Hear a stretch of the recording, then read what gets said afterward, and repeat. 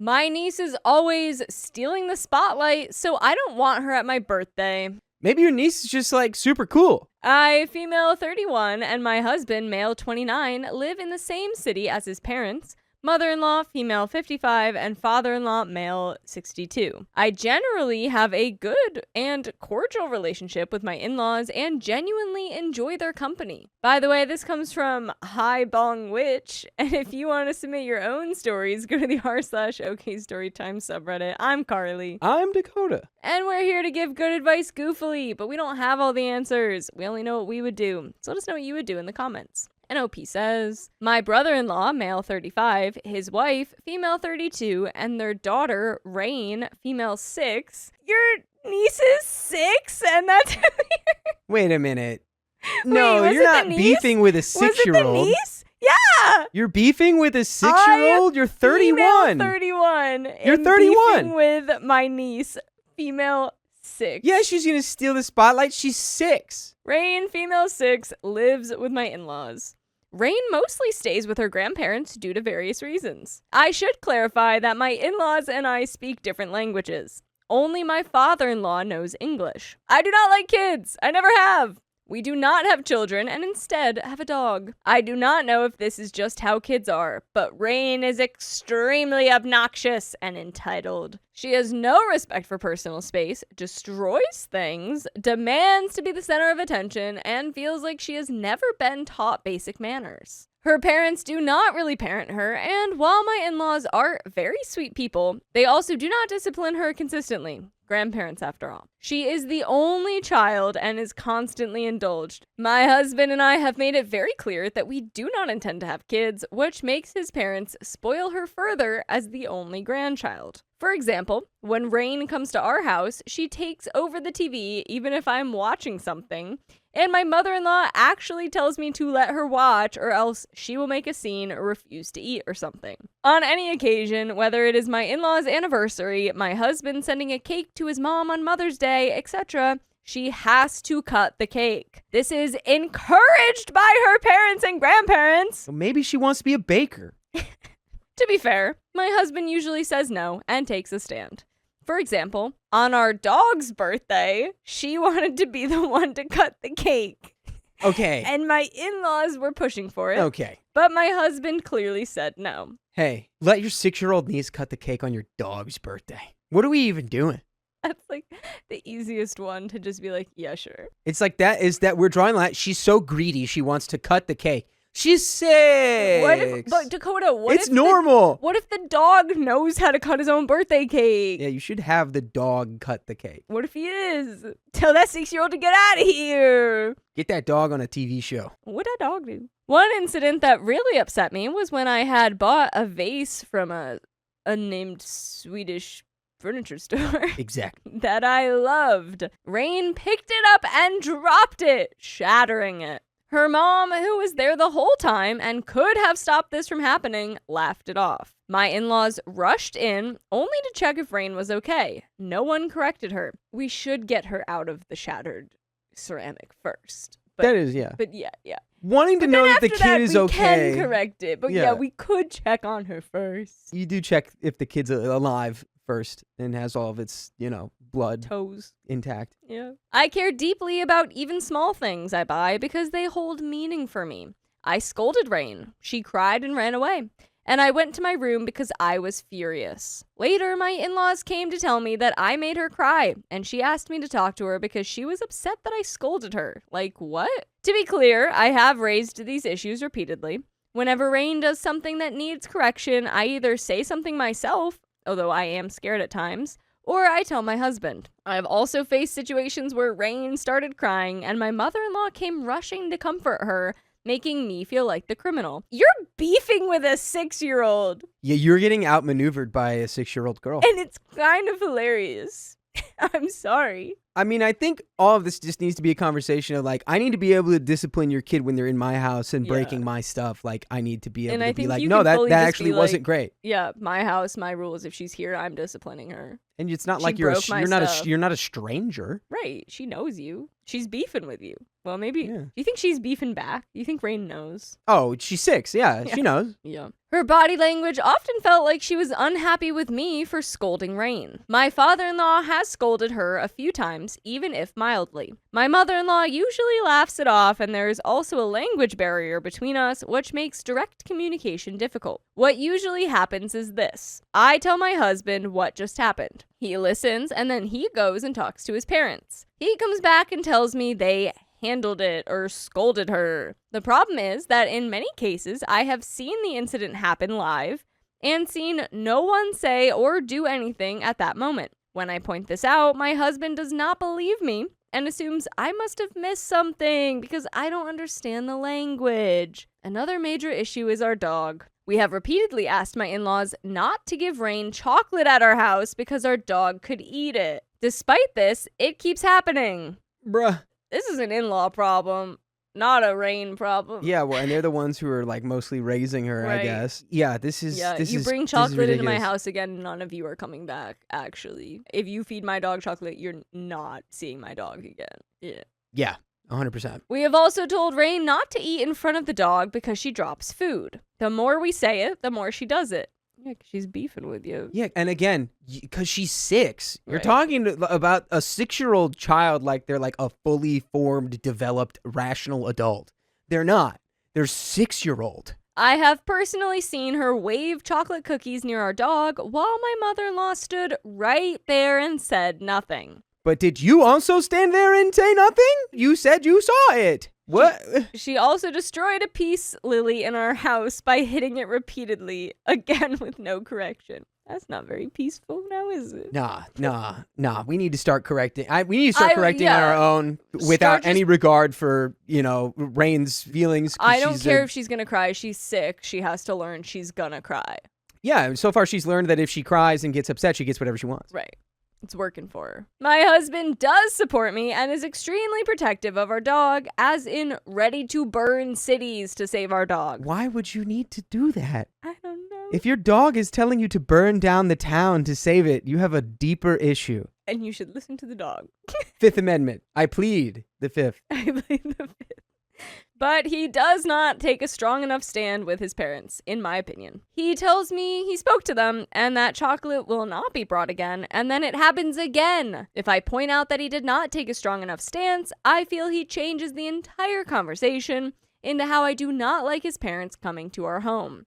Yeah, I don't. Because they bring chocolate and they don't, let me reprimand the kid. Yeah. Rain's not the issue here. She's just 6. She's 6, and your in-laws are not parenting her very well. To be parented. Because of all of this, when my in-laws come over, Rain always comes with them. I enjoy my in-laws' company, but her constant presence makes me anxious and upset. I often end up locking myself in my room with my dog and only letting the dog out when my husband is present. Now to the main issue. My birthday is coming up. This year has been brutal for me.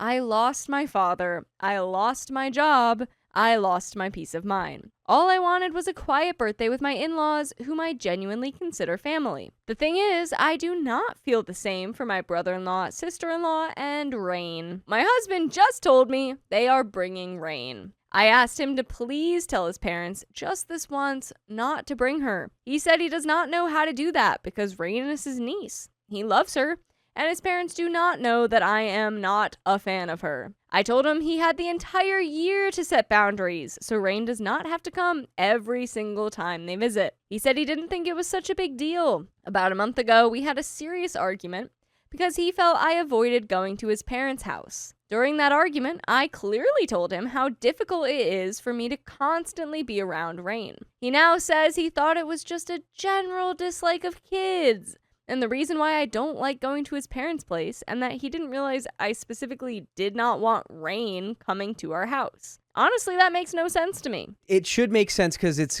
like, oh, you have a big problem with a 6-year-old, is like a rational thing to think to a 31-year-old. Yeah. Like, the thing is, I think you do have problems with your in-laws. You're just pushing those problems onto the 6-year-old. The biggest thing that raised my ears right now was that she said that her like mechanism for when Rain is there is she just like gets mad and locks herself in a room. You can't do that. Can't do that. 31. You got to have a different coping mechanism to deal with, because it's your niece-in-law, whatever. Like it's your niece. That is your niece. She's going to be around. She's going to get older and be less of a 6-year-old, but if she doesn't get parented, she might be just as bad. Yeah, it needs to be a conversation with like, hey, when you bring Rain over, these are the things that need to happen, and if these behaviors happen, there will be consequences, and you guys may have to leave. Yeah, fully. I stayed quiet all year, but I thought at least on my birthday he could take a stand. Now, if he says anything, it will clearly look like it's coming from me, so I lose either way. He keeps telling me I'm making a huge deal out of something small. When I finally snapped and said Rain is badly behaved and extremely entitled, I used the word rotten, which I agree I should not have, but I'm exhausted, and I genuinely do not know if this behavior is normal for a 6-year-old or not. What I experience is constant boundary crossing with no consequences. I know the adults are responsible for being this way, but she is spoiled nonetheless and a nuisance. My husband said the way I keep saying horrible things about Rain, he's afraid I will curse her to passing, which shocked me. I am not wishing harm on a child. I just wanted one day to be about me and not about Rain, which I know his parents will inevitably make the center of everything. Even though my husband will try, it does not happen. And when, like always, he fails and Rain ruins my birthday, I will be the villain for being pissed at a kid being a kid. So am I the a-hole? I just think you're beefing with the wrong people. Like, I think, like, yes, Rain is probably very misbehaved. And is some of that normal for a 6-year-old? Yes. Is some of that more because no one's correcting it? Yeah, probably mostly. So it's like, you have to get your husband on your side of going to your in-laws and being like, hey, if she's coming over and she does stuff, I'm gonna correct it, and I think you should too.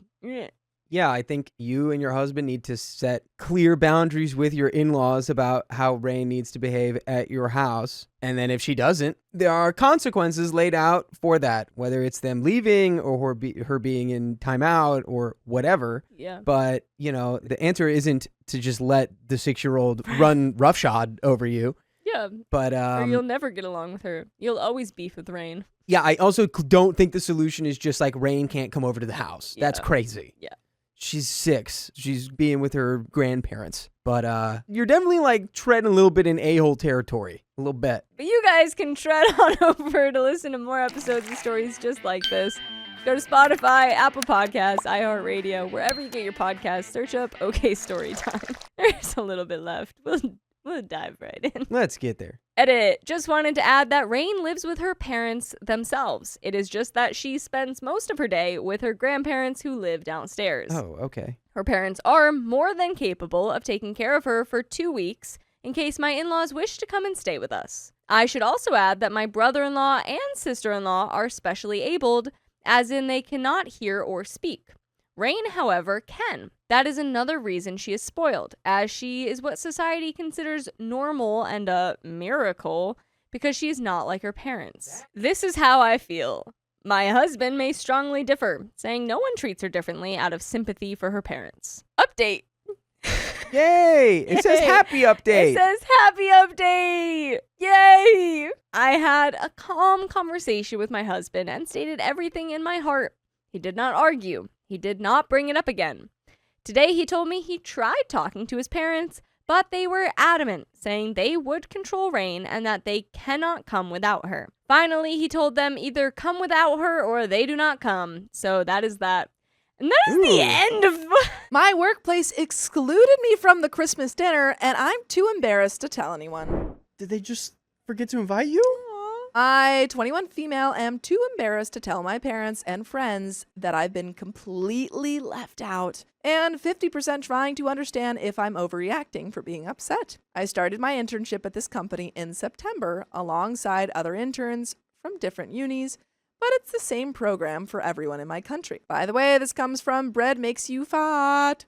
And if you want to submit your own stories, go to the r/OKStorytime subreddit. I'm Sophia. I'm Riley. I'm Carly. And we're here to give good advice goofily, but we don't have all the answers. We only know what we do. So let us know what you would do in the comments. And OP says, I know it's kind of one-sided to only know my version of things, but I swear that I try my hardest to be the perfect coworker and employee. I get to work in time and clients usually compliment how I work. I also have never missed a day. I'm the only girl working there, and it's not that I don't know how to interact with guys. Most of my friends are guys. But these dudes only talk about football, poker, and gambling. If my boss tries to talk about other topics and I participate, it feels like he does everything to either not agree with me or presume I'm wrong. That's super frustrating. I usually feel a bit left out, but try thinking positively. All my other friends are having great times at their internships and have great relationships with bosses and coworkers alike. So the problem, in October, my boss, 40 male, told everyone that the company usually gives every employee 20 euros to spend at the Christmas dinner. When December started, my coworkers, 20 to 30 male, were always asking my boss in which day would we be having the Christmas party, and he would either change the subject or tell them that this year they couldn't have one due to budget cuts. During my internship, my uni provides 4 weeks of break, and we can choose them at any time as long as it's okay with the company in question. I asked my boss if it would be okay to take a week for Christmas, since it's really important to my family, and he said sure, and even reassured me again that they wouldn't have a Christmas dinner in the company. Today, I was running some errands near the company and decided to pay a visit to wish everyone a Merry Christmas, since I didn't have a chance on my last day and there was only a receptionist of the building there. I asked where everyone was, and he told me they all went to the company's Christmas dinner. That's super messed up. Dude. The look on his face, he felt terrible telling me that. So yeah, I'm really upset. And I know that it's probably not a big deal. It just hurts so much because I feel I can't win with these people. Am I overreacting? Irrelevant comments. One Kate says, sounds like your boss was really disorganized about having the dinner at all. First, everyone gets $20. Then it's canceled. He might have decided last minute to take them all out. I'm guessing he would not have gone to that much trouble to purposely not invite you. It was probably more him deciding last minute to do it. And if he thought about you at all, deciding you wouldn't care since you're an intern and also not one of the guys. Still not great, but I don't think this is really about you. I think it's because he's an intern. She. I think it's Yeah. just like you're an intern. You don't get the company dinner. Yeah. Think Sucks. so? I think I there think are so. other It's an male after work interns. thing. Like I could understand if it was a during work thing. Yeah, because all the guys are hanging out. I think there are other male interns, but I could be wrong about that. Oh, this just feels so wrong. If the other Yeah. interns got invited, then sure, that's totally Yeah. wrong. But if no interns went, then it's like, eh. Yeah. I think the only thing that makes me, like, meh about it is that the boss specifically said, like, don't worry, the Christmas dinner won't happen. Agreed, So, yeah. like, it seems like OP, that he specifically said that. yeah. And all the guys, it seems like the workers are looking forward to this every year. Yeah. The guys are asking him. I guess anytime you were around, he'd be like, shh, shh, shh. Well, I mean, he did that. Every time someone brought it up around OP, he'd be like, oh, we're not having one. What are you guys doing at I these don't dinners? Yeah, I know. Huh? This is sus. I need Very. answers.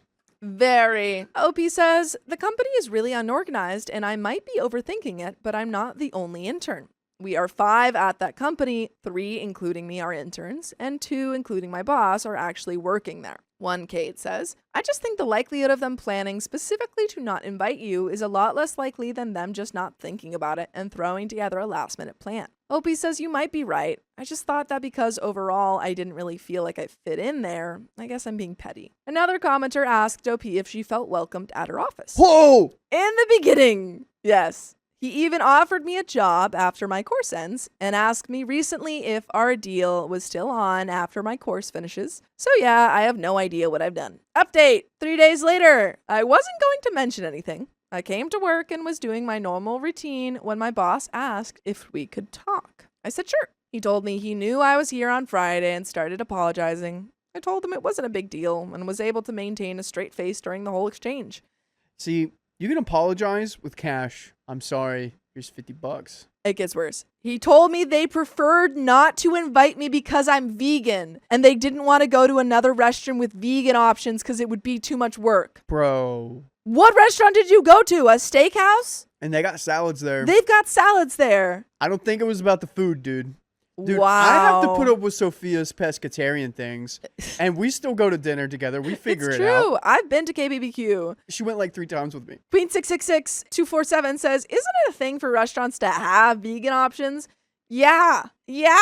As a person who doesn't eat meat, and yeah, I do eat fish and I'm not vegan, but I do have vegan friends, and it's not that hard to find restaurants that have vegan options. Almost all of them do have them. That's why they made the like Caesar salad. Yeah, Was ramen, just for like this. all ramen places have vegan options. Mm. It gets worse, guys. The thing is, I'm not vegan nor vegetarian, and I've never done or said anything to make them think that. Do they just think, oh, Opie's a woman, so she's vegan?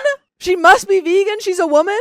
This is all too bizarre. After this internship finishes out, I'm done. Important edit. I'm so sorry since I'm in a different time zone. It's so sad to read that a lot of you have been through the same, but I appreciate the advice and feel less alone. Like the same thing? Yeah, they're like, my boss didn't let me come because they thought I was vegan too. There's always that one in the friend group, though. Yeah. The one that always makes it difficult. Yeah. Just a few things I want to clear up. This is totally my fault. I was too lazy to write. I was on my phone. I did tell him I wasn't vegan, and he just gave me a blank stare and then changed the subject to apologize again. It's a small company, and my job there is to basically work as the HR department. It's hard to explain, but this company is really unorganized. Most of you are right. I am very naive. This is the first time I'm working, and I'm usually not a pushover, but I don't know what to do without hurting myself. In the past, I have expressed to my teacher, responsible for the internships, that I'm not very happy here. Is this a reason to talk to her? I think it is. I think you could say they explicitly excluded me because they thought I was vegan, and I'm not. Oh, these guys are just hating on her. Poor Yeah. thing, says Tessa. I just feel like a kid in this situation and that I'm back in high school. Comments. Jockey Chan says, I'm guessing being the only woman in the office and not fitting in with the company culture has something to do with it. It's a great one. Also, I think Jockey Chan is one of the jockey people at your company. Jockey people? But like, you know, you got your nerds and your Yeah, jocks. oh, yeah. And He's like, I'm Jockey Chan. That's what he does. Your boss wanted to make a boys' night out of it, and when you were on vacation, the timing was perfect. Nacho Lobster. These are great names. It sounds like he came up with some lame excuse because he knew you found out. Be proud that you handled this in a grown-up manner, which is far more than what your boss did. Just keep doing your best and pick up any skills you can. It's only a few more months. Good luck. I get the feeling Christmas dinner might have been a buffet at a spicy bar. Toshi Cat says, yup. Last place I worked at took clients and employees to spicy clubs for celebrations, birthdays, Christmas.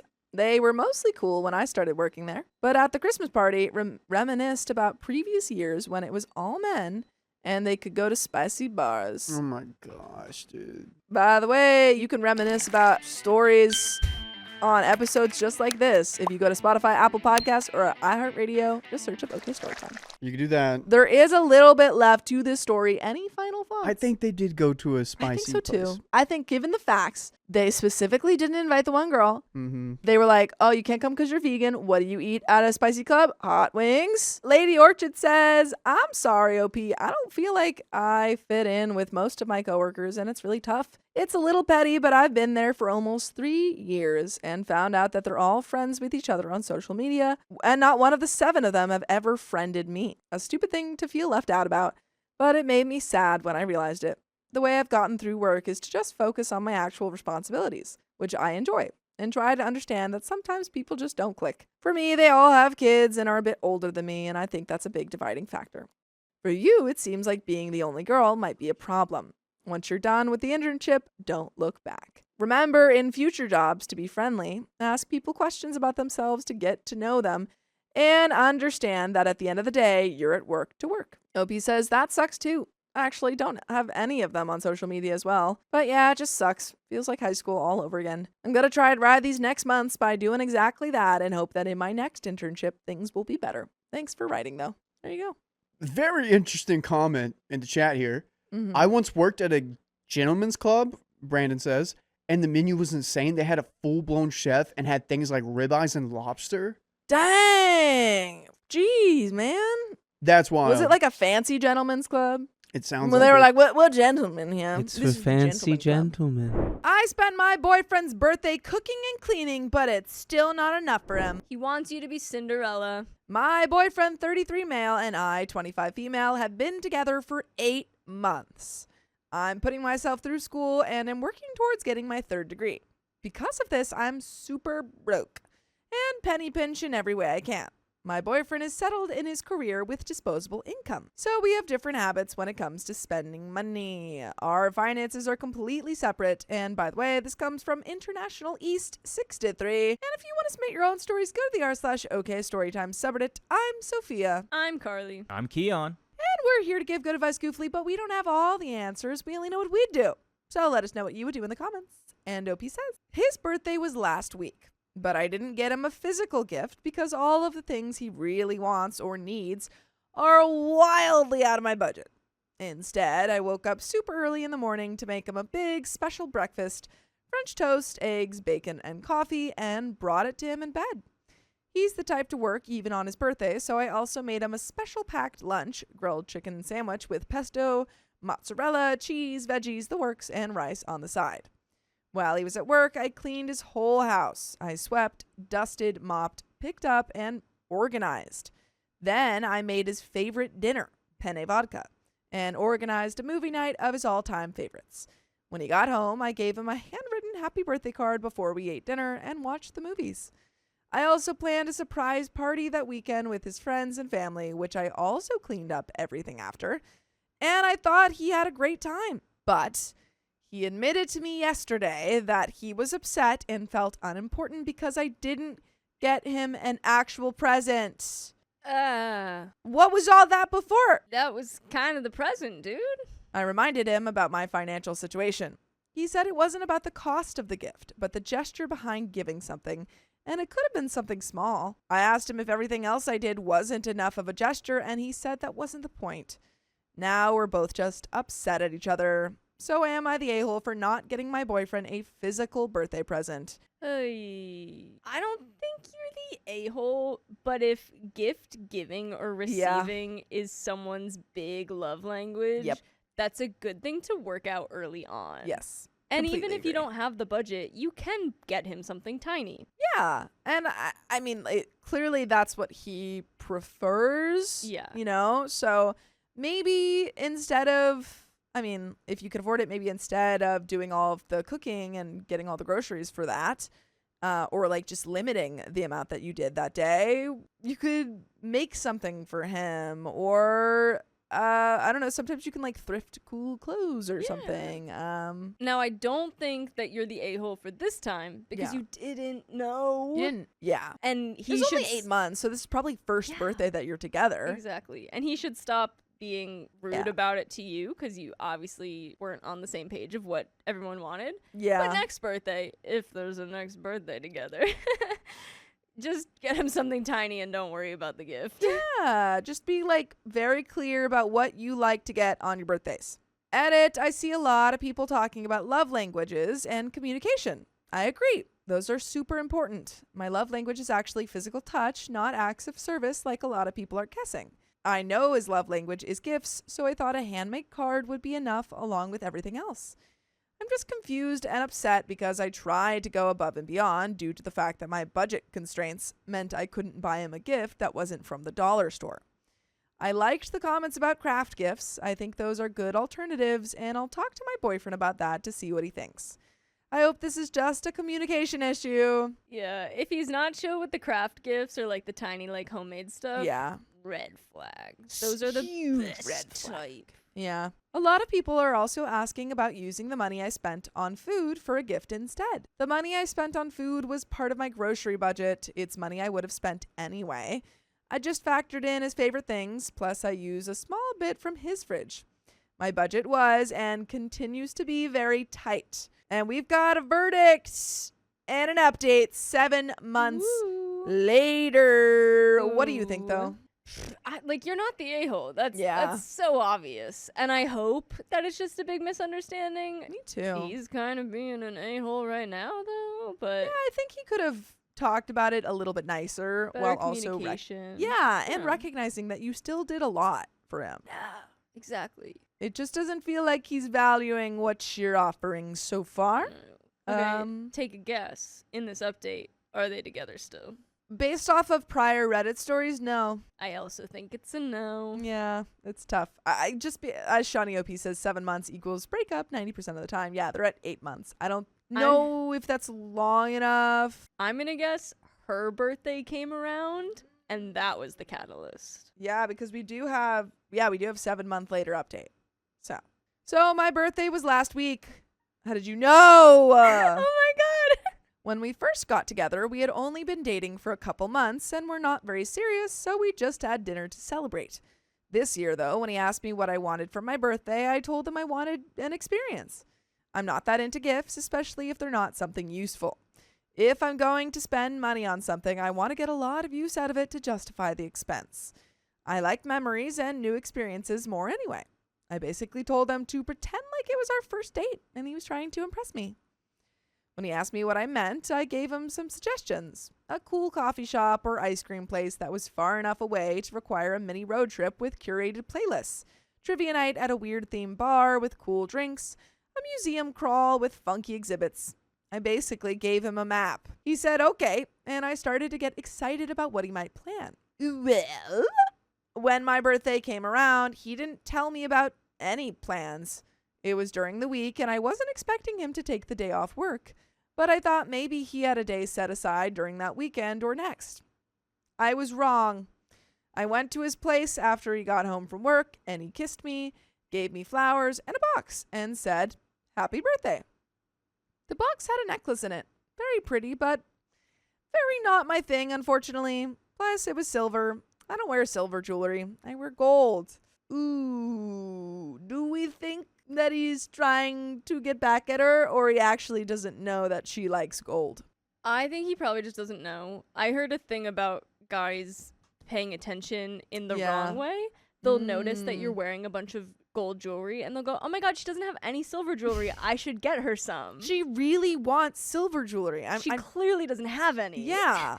I guess he noticed my disappointment because he asked what was wrong. I told him the necklace and flowers were beautiful, but not what I was expecting.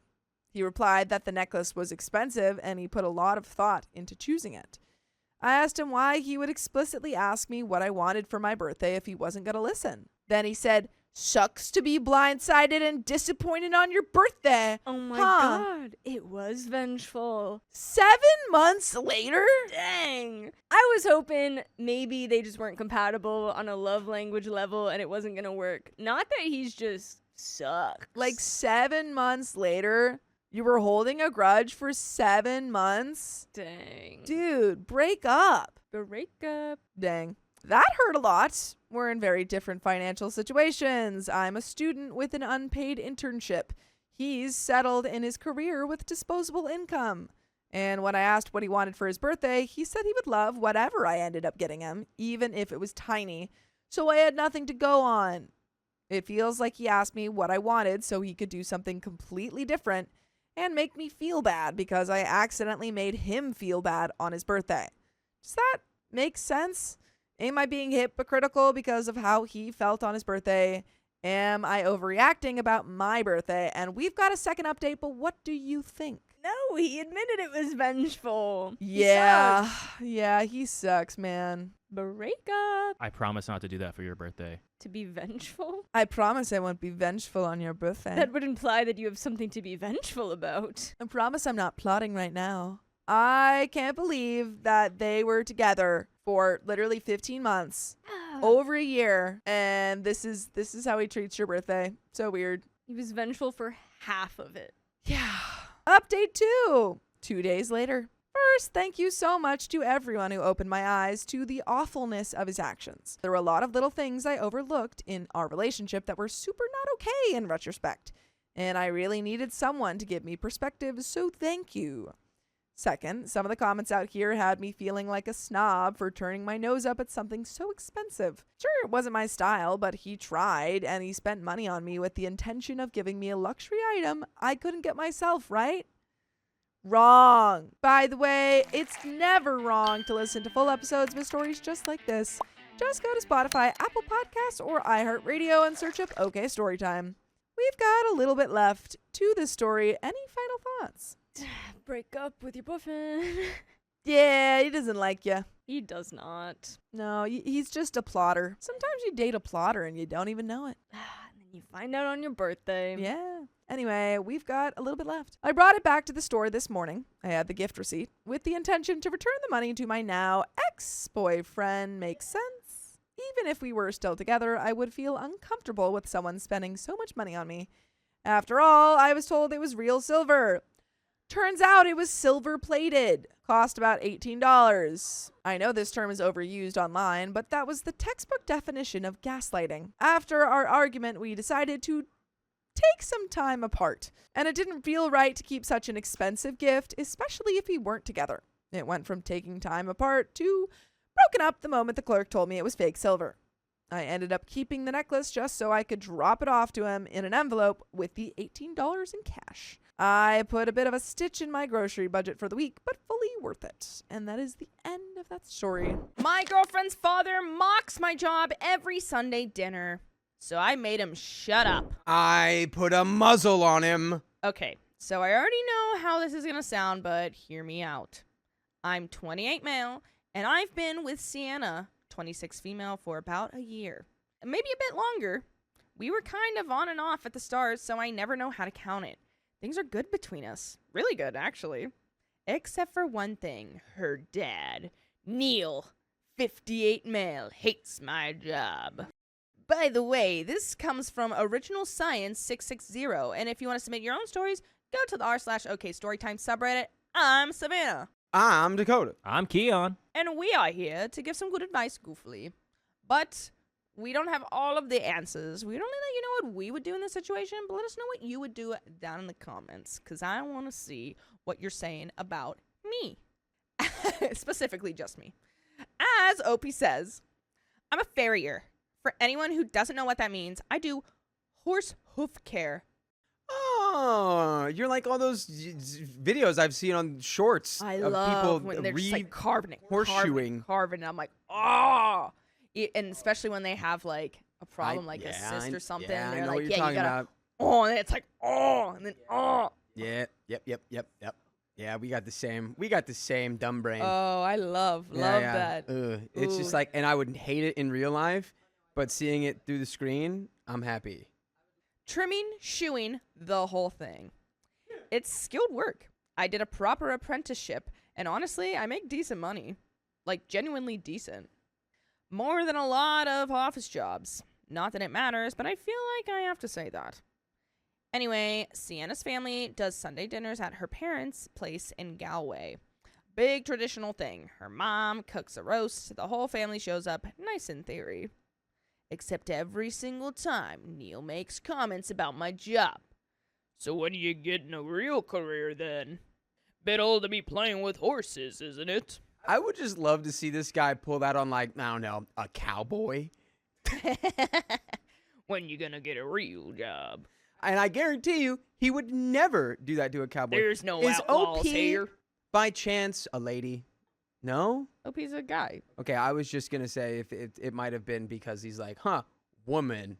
But, you know. OP's a man. I guess this guy's just a dunce. Just a dunce. Sienna's last boyfriend worked in finance. Just saying. And everyone laughs. Every time. Like it's this running joke. I've talked to Sienna about it, and she says he's just like that, and I need to learn to take a joke. But it doesn't feel like a joke after the 10th time. Or the 20th. Last Sunday, he asked me if I'm saving up to go back to school for something useful. And I just sat there and smiled because what else am I supposed to do? I told Sienna this week that I don't want to go to Sunday dinner anymore. At least not every week. She got really upset and said I'm making her choose between me and her family. But I'm not. She can still go. I just don't want to sit there and get insulted over roast beef every weekend. Would I be the a-hole if I actually stopped going? And the consensus is either girlfriend is weak or she agrees with dad. I don't think she's weak. I think she wants everyone to get along. But I also think, like, I would mention, like, if my parents were, like, you know, if my dad kept cracking jokes and, like, my significant other was like, hey, I don't really like when he does this, I would literally tell my dad, I'd be like, hey, can you stop doing that? There needs to be a direct confrontation about, like, hey, you sound weird. that you keep bringing this up. Why is it? I'm happy. We're both happy. What are you doing? Update 2 days later. Original post was a few days ago about my girlfriend Sienna's dad, Neil, constantly mocking my job as a farrier at Sunday dinners. I said I didn't want to go anymore. Sienna accused me of making her choose between me and her family. Well, Sunday happened, and I have an update. I decided to go one more time, partly because of the comments telling me to stand up for myself instead of just avoiding it, and partly because Sienna begged me to give it one more chance and promised she'd say something if her dad started. Spoiler, she did not say something. We get there. Everything's normal at first. Roast is cooking. Her mom is lovely as always. Her brother's there with his wife. Nice enough. Then Neil walks in, sees me, and goes, "Ah, the horse whisperer is back. Sienna said you almost didn't come. Finally realized you need a real job to afford a woman like her." That's just so mean. Why, like, what is his issue? At Does this he point, wanna I'm just date like, his- oh, Neil. That's such a classic Neil line. That's like, I would just start saying that. I just go, oh, classic Neil. We're upgrading Neil to just O'Neil, you know? Oh, Neil. I didn't laugh this time. I just looked at him and said, "Neil, I make $74,000 a year. I own my own business. I have clients across 3 countries who trust me with animals worth more than your car. What exactly about that isn't real to you?" Complete silence. There it is. Again, it's like, would you say this to any other, like, person? Like, you're just saying this because it's, like, your daughter's boyfriend. You're like, but, like, would you say this to, like a cattle driver? It's like, oh, yeah, you're out there playing around with cows like a little boy. I think he just spit tobacco on you. You know what's manly? Numbers. Yeah. Yeah. His face went red. Sienna's mom was frozen with a serving spoon in her hand. Her brother actually snorted into his drink. Neil said, "No need to get defensive. It's just a bit of Greek." I said, It's not crack when it's every single week for a year. It's just insulting, and I'm done laughing along." Dinner was awkward. Very quiet. Neil didn't say another word to me the whole meal. Sienna kept giving me looks like I'd done something wrong. In the car home, she exploded. Said I humiliated her father, that I made everyone uncomfortable, that I should have handled it privately instead of showing off about my salary. I said I've been handling it privately for a year and nothing changed. I said she promised she'd back me up and she didn't. I said I'm not apologizing for defending myself. I don't think you should. I think you did exactly give him a taste of his own medicine. She's been cold since, sleeping on her side of the bed. One word answers. I think she's waiting for me to apologize. I'm not going to. I don't know where we go from here. I love her, but I'm starting to realize she might never have my back against her family. And I don't know if I can live like that. And there are some additional details from OP in the comments. After dinner, when Sienna was in the bathroom, her brother Cillian pulled me aside. I thought he was going to have a go at me too. Instead, he shook my hand and said, "About effing time someone shut him up." By the way, we'll never shut the F up about you listening to full episodes of stories just like this. Go to Spotify, Apple Podcasts, iHeartRadio, or your favorite podcast app and just search OK Storytime. D-Red says, this dad is one of those guys that finds it disrespectful that you don't let him disrespect you. Right? I hate those kinds of men that are so it's like toxic masculinity. I have to be the dominant one here. I am the alpha male. And then it's you say one thing and he's like, Yeah, you say one thing and he turns into a little chihuahua. He told me Neil does this to everyone. Did it to Gillian's wife for years about her being a hairdresser until she stopped coming to dinners entirely. Yeah, see, what? Why would you want that? Why are you, condoning that behavior? Yeah, let him be a bully to every single person who comes, into this family. Exactly. This is a repeated pattern. The whole family has just grown to, I don't know, I guess accept it for some reason. But I love, look, we got Lorraine Williams in the chat. I had to sit my husband down and have my back with your family or I will conversation. I don't let people bully me in words or actions.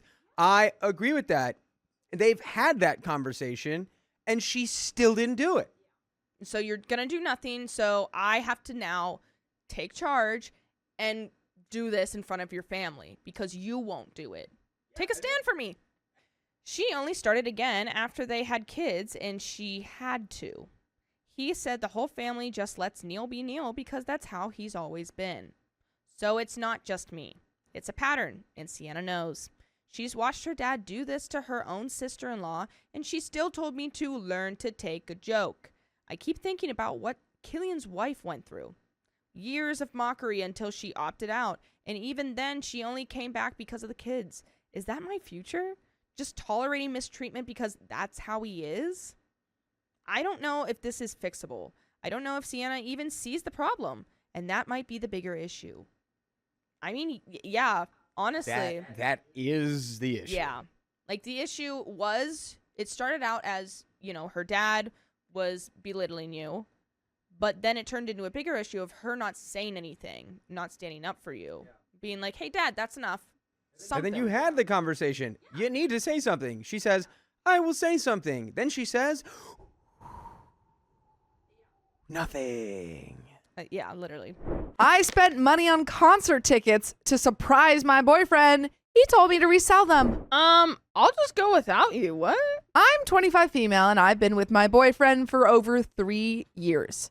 His birthday was last week. Him and I are not into the same music, so we don't go to many shows together. But when we have gone together, it's been fun. Please refrain from breakup comments. They don't help. By the way, this comes from BornAd4324, and if you want to submit your own stories, go to the r/OKStorytime subreddit. I'm Sophia. I'm Savannah. I'm Dakota. And we're here to give good advice goofily, but we don't have all the answers. We only know what we do. So let us know what you would do in the comments. And OP says, my boyfriend loves bands. I don't really know how else to put it. He listens to a lot of rock music from those bands I've never heard of. Imagine Dragons are coming to our city this summer. Does OP... Is this a band that you've never heard of? Yeah, Imagine Dragons is pretty popular.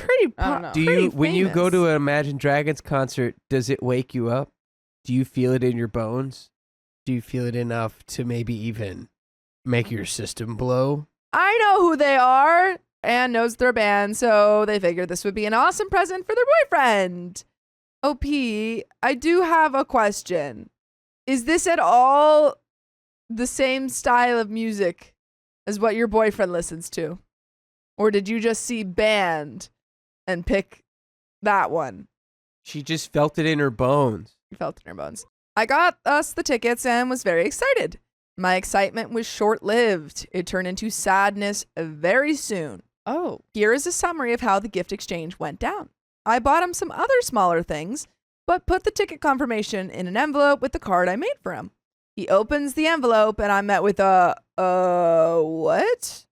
I explained to him that they're coming to town and I thought it would be a lot of fun to go together and that I want to get more into the music he likes. Then he responds, this is not the music I like. Just because a band has instruments doesn't mean it's what I like. Oh. I'm getting very sad at this point. I asked him if he really wouldn't have fun. He says, honestly, you should just try to get your money back. I don't want to go to this. Oh. I say, okay, as I'm literally holding back tears. He then says that I could try to resell the tickets. He goes on his phone and Googles concerts in the area around that date and says we can go to one of these shows instead. I snapped at him.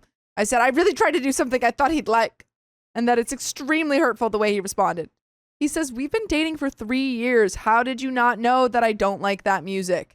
I want to get you tickets to the Travis Scott concert for your birthday because I'm well aware you hate rap. You should have known I wouldn't like this. This guy's 100% right. He low-key has a point. Yeah. Hi. No, but I'm only giving him a low-key because he was really mean about it. Was he? Or is that the way that the narrator is describing it because they're in their feelings? I mean, he was like, oh, you think it's a band because it's got instruments? Yeah, that's I would say that. mean. I would say that because what do you mean? I think he could have said it nicer and still gotten across that he was upset.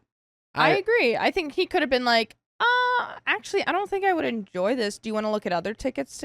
We can see if we can resell these and get ones Exactly. for both. That would have been more supportive. And then maybe you down the line, you say, hey, can we talk? I feel like you haven't been taking an active interest in the things that I like. I just can't get over the fact that, this is on the same level to me as if someone told me that the moon is bigger than the earth. It'd be like, no, it's fully not. And I don't understand how you've gotten to this point, but I will never be able to undo what you've just done to me. I really need to know what he likes musically.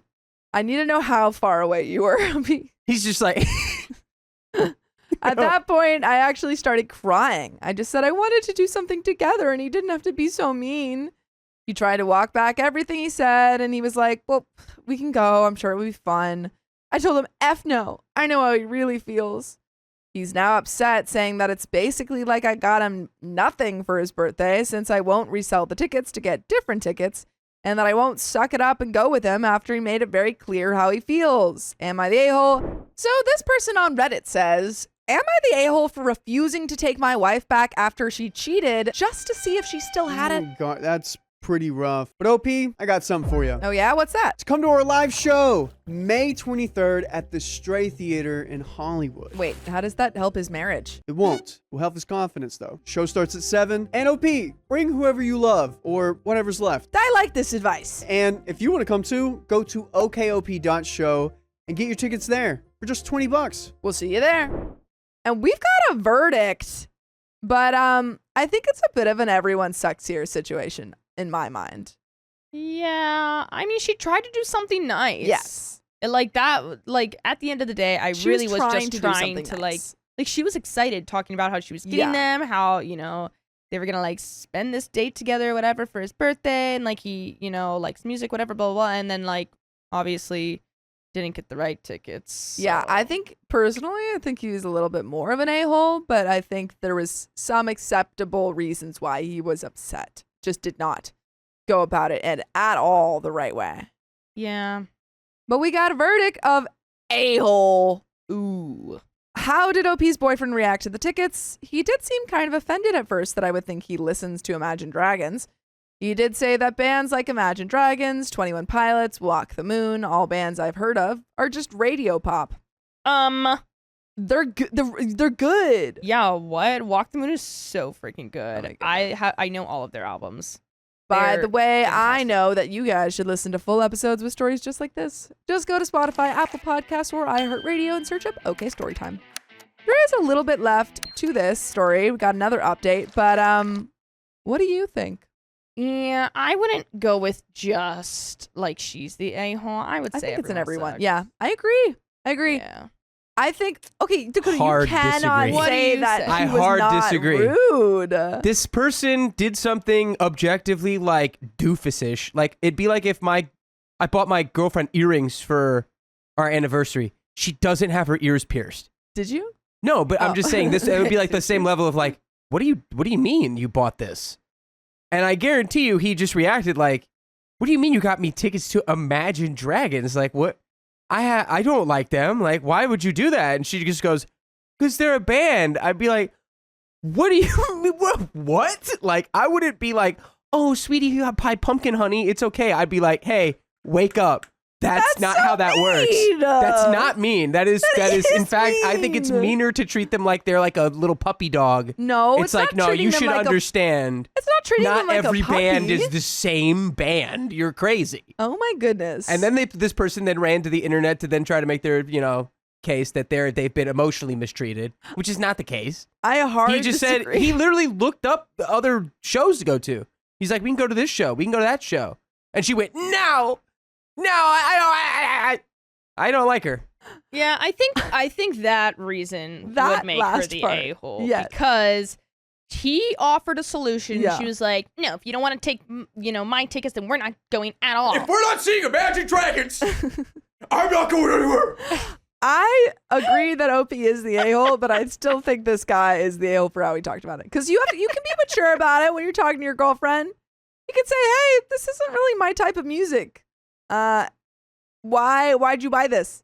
And you can say it nicely. Imagine Dragons. Um, we're not going to Imagine Dragons right now. so good. Well, anyway, I spoke to my boyfriend and apologized. After reading these responses, I've learned that I was acting selfish. My gift showed him that I know nothing about his taste in music, and more than likely, that's why he got upset. I'm going to sell the tickets, and he apologized for hurting my feelings. There we go. Best case scenario. He said that we can find another show, and I'll split the price of the tickets with me. which I can probably make another Am I the A-hole about if I would be the a-hole to accept that offer or insist that I pay for both tickets. And Dingle Pumpkin says, please, please, please come back here and tell us what bands he does like. And by that, I mean, go ask him what his top 5 dream rock shows would be. I want to know just how off Imagine Dragons is from his taste. OP says he likes the King Growlers. Gizzard and the Wizard Lizard. King Gizzard and the Wizard Lizard. Yeah. The Front Bottoms, the Walters, and Post Animal. Okay, all great bands, and those are also very indie. Why he like? Why were there question marks on all of those? I use the Yeah. question marks because I've never heard of any of these bands. Oh, Bro, well, look them up. Again, Come like, what are we on. talking about? Look 'em up. I don't know. I wrote down these words and I don't know what they are, and I'll never learn. Every time my boyfriend tells me about a band or a singer that he likes, I write it down just in the case that they ever come to town and I can take him to them. and that's so nice and sweet, and you know what is it called? Attentive. It's very easy. I have a I do notes the app. same thing with like people that I love. I have notes on not on everyone, but just on like little things like for gifts. She has notes on He's everything. got notes on everyone. Well, I still think this was an everyone sucks situation, but Boo. I also think that it was solved. Boo It was this woman. solved. Boo this woman. It was solved. Boo. I stuffed my face with edibles minutes before dinner with my wife's parents. Now, why would you do that? Recently, I traveled to Denver, Colorado with my wife and my wife's parents. As a resident of a non-legalized state, and as someone who is too much of a baby to regularly buy illegal substances, the thing I was looking forward to most was the chance to buy fancy, legal devil's lettuce. What could possibly go wrong? By the way, this comes from Dr. Mix Sinister, and if you want to submit your own stories, go to the r/OK Storytime subreddit. I'm Savannah. I'm Sophia. And we're here to give some good advice in a little goofy manner. But we don't have all the answers. We'd only tell you what we would do. But you know what? You should let us know what you would do in the comments. Why not? As Opie says. So the first thing I do upon arriving, and after successfully ditching the in-laws, is drag my wife to a nearby dispensary for a shopping spree. And oh my god, it was just like in my dreams. Tons of different options in neat little sample jars, and a team of helpful stoners walking me through the various strains. Are you looking for a mellow body high, or do you want something that gives you a bit more pep and energy? Or are you just hoping for something light to take the stress off? Yes, yes, and yes! I reply eagerly, like a fat kid in a candy store, and request an 1/8 ounce of about 7 different options. In hindsight, if I learned anything from this experience, it is that my math and science teachers never taught me basic information like, what is an ounce? Or how much devil's lettuce can a person consume in a single weekend?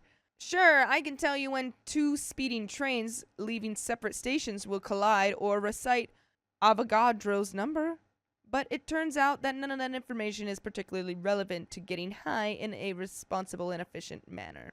And it was at this dispensary that I also learned that you can't actually smoke in public places, including the hotel that my wife and I were staying at. As a result, before leaving, I begged my wife to buy some edibles that I could munch on while we found a place to properly get lit.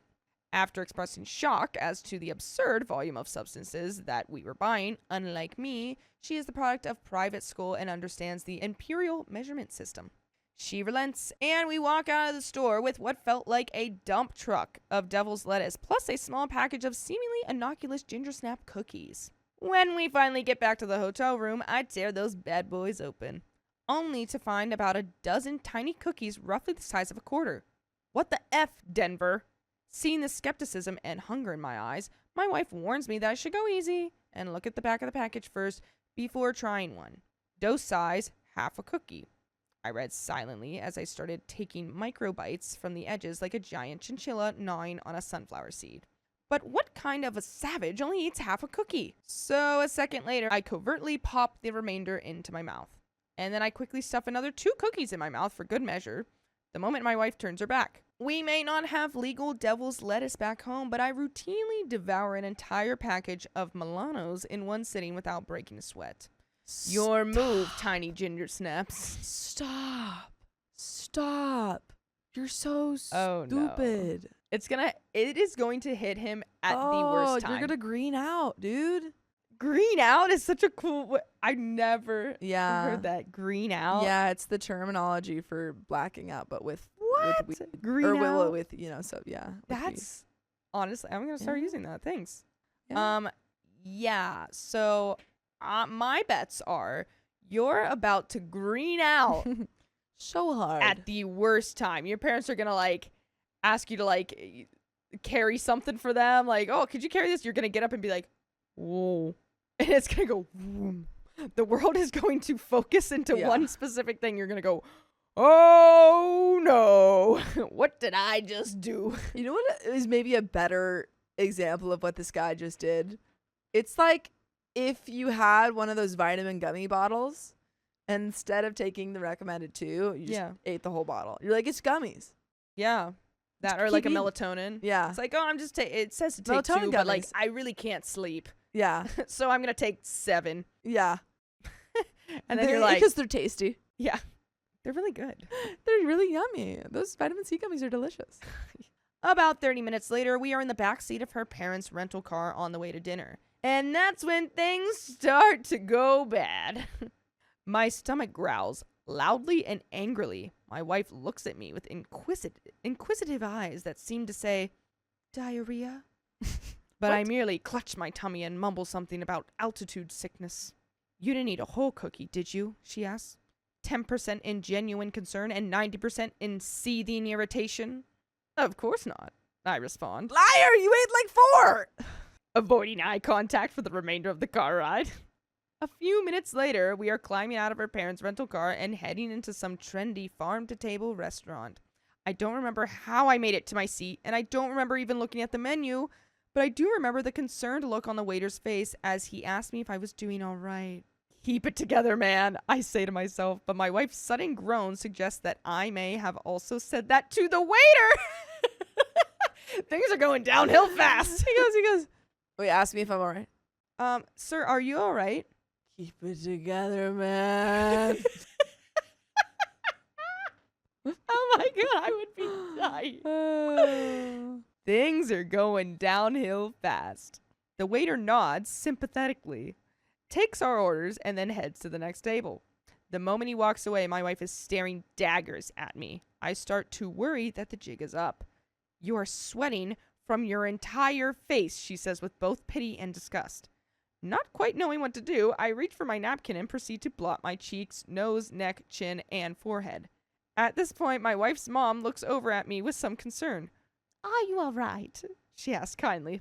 Yeah, the food's just a bit spicy.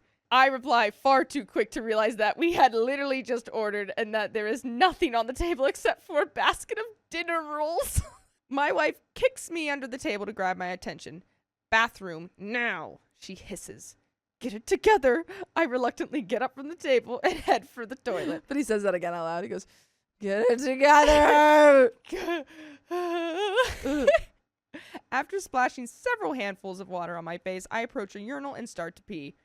Now, one of the more disconcerting effects of those tiny ginger snap monsters is the feeling that time has become untethered from reality. As I am peeing, I start to get the very unsettling feeling that I have been taking a piss for the better part of an hour and that my wife must be pacing around the restaurant worried about me.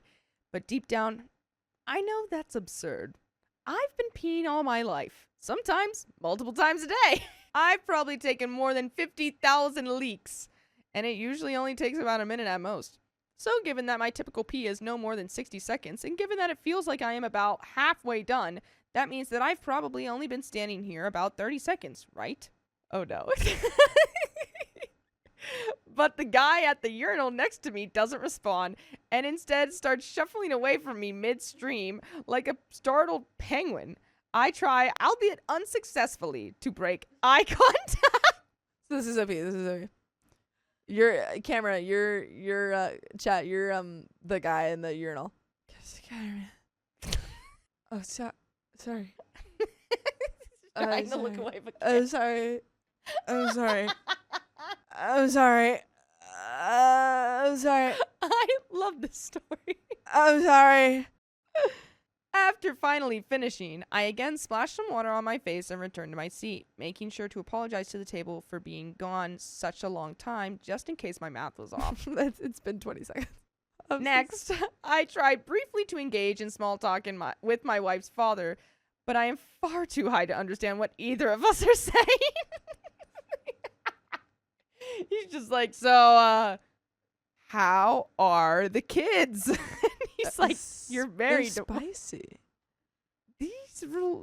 Our food was spicy, right? And the dad's like, what are you talking about? Who are you? We are in Mars. I looked at the sky today. Oh, no, wait. Not wanting to start laughing uncontrollably at the wrong moment, or really at any moment, I figured the safest idea is to nod my head periodically and drink a ton of water. Nothing cures mental fatigue like water, right? To my wife's horror, I stand up, grab my water glass, and thrust it out to the waiter, who unfortunately is on the opposite side of the restaurant. But he turns out to be really cool, and after making his way over to our table, tells me that he'll do his best to keep me stocked with ice water for the rest of the meal. He also helpfully suggests that if the dinner rolls aren't too spicy for me, I should probably eat one or two so that I'm not sitting there on an empty stomach. Smart man. However, after going through all the bread on the table and 3 glasses of water, I start to get worried that I need actual food to offset the growing paranoia from those tiny ginger snap devils. Do you think I should flag down the waiter again and ask what's taking so long? I suggest helpfully to my wife. What? We literally just ordered 3 effing minutes ago. He doesn't know. I don't know what's going on. If I'm the wife, I think I'm saying to my parents, we have to go. Yeah, I would my definitely- husband is clearly not well. Yeah. I would say, can we actually reschedule this? Yeah. I think like he needs to go back and rest. Something's going on. Yeah, I think he's having a stroke. I mean, I'm sure both my parents would be like, yep, peace out. yeah. Yeah. And at that exchange, my wife loses her cool. How many cookies did you eat? She demands. Whoa, easy there, Torquemada. I respond, somewhat horrified at her outburst. I had a few cookies, but keep it down. I don't want your parents to know how effed up I am right now. Really? They are sitting 2 feet away from you. They know. I look up for the first time, notice both of my in-laws just staring at me for what literally felt like an eternity. By the way, you can listen to us for an eternity by listening to full episodes of stories just like this. Go to Spotify, Apple Podcasts, iHeartRadio, or your favorite podcast app and just search up OK Storytime. I love this story. Wow. It's you so funny. are hopefully Screwed. Yeah. You will hopefully never make this mistake again. You've learned your lesson. Don't take that many cookies. Yeah. You always microdose first. Yeah. And then you see how you feel. Then you go up from there. If you want, you don't even have to. But the thing is, you can't take less after you've taken it. It's like Yeah. cutting your hair. Like Yep. if you cut too much, it's not. You can't go back. Yeah. Sorry. Oh, there's an edit here. As for part 2 of the story, there's a reason, or technically 3 delicious reasons, why it was cut short. At that point, my wife's singular focus was on getting me out of the restaurant before I either puked all over the table or pissed myself, or an unsightly combination of both. So after a few spatic 2-handed waves goodbye, Bye. bye, Bye. my mom and dad. See ya. She rushed me to the door like a Secret Service agent evacuating the president.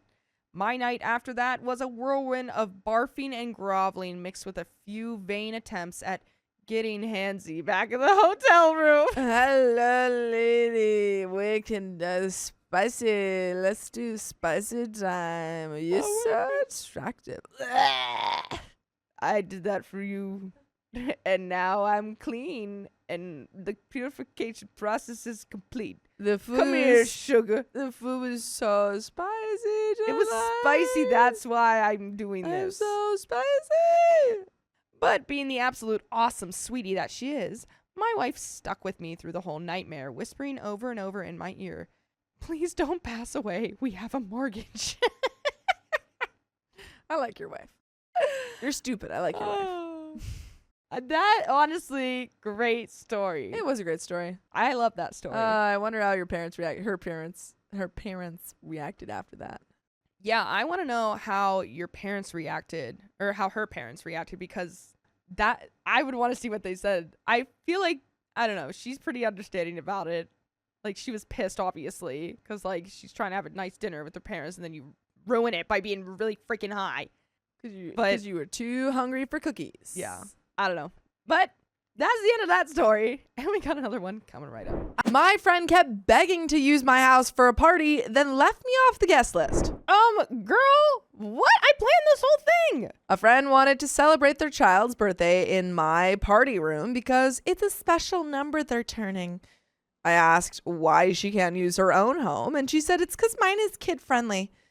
I told her I'd prefer if she had the party elsewhere, like a community center or other public event spaces. By the way, this comes from Ballet Korg, and if you want to submit your own stories, go to the r/OKStorytime subreddit. I'm Sophia. I'm Savannah. And we're here to give good advice goofily, but we don't have all the answers. We only know what we'd do. So let us know what you would do in the comments. And Opie says, she came back to me a few weeks later saying they were too expensive or far away, and then asked again if she can use my place for the party. By booking our space, she would be saving hundreds of dollars on the venue.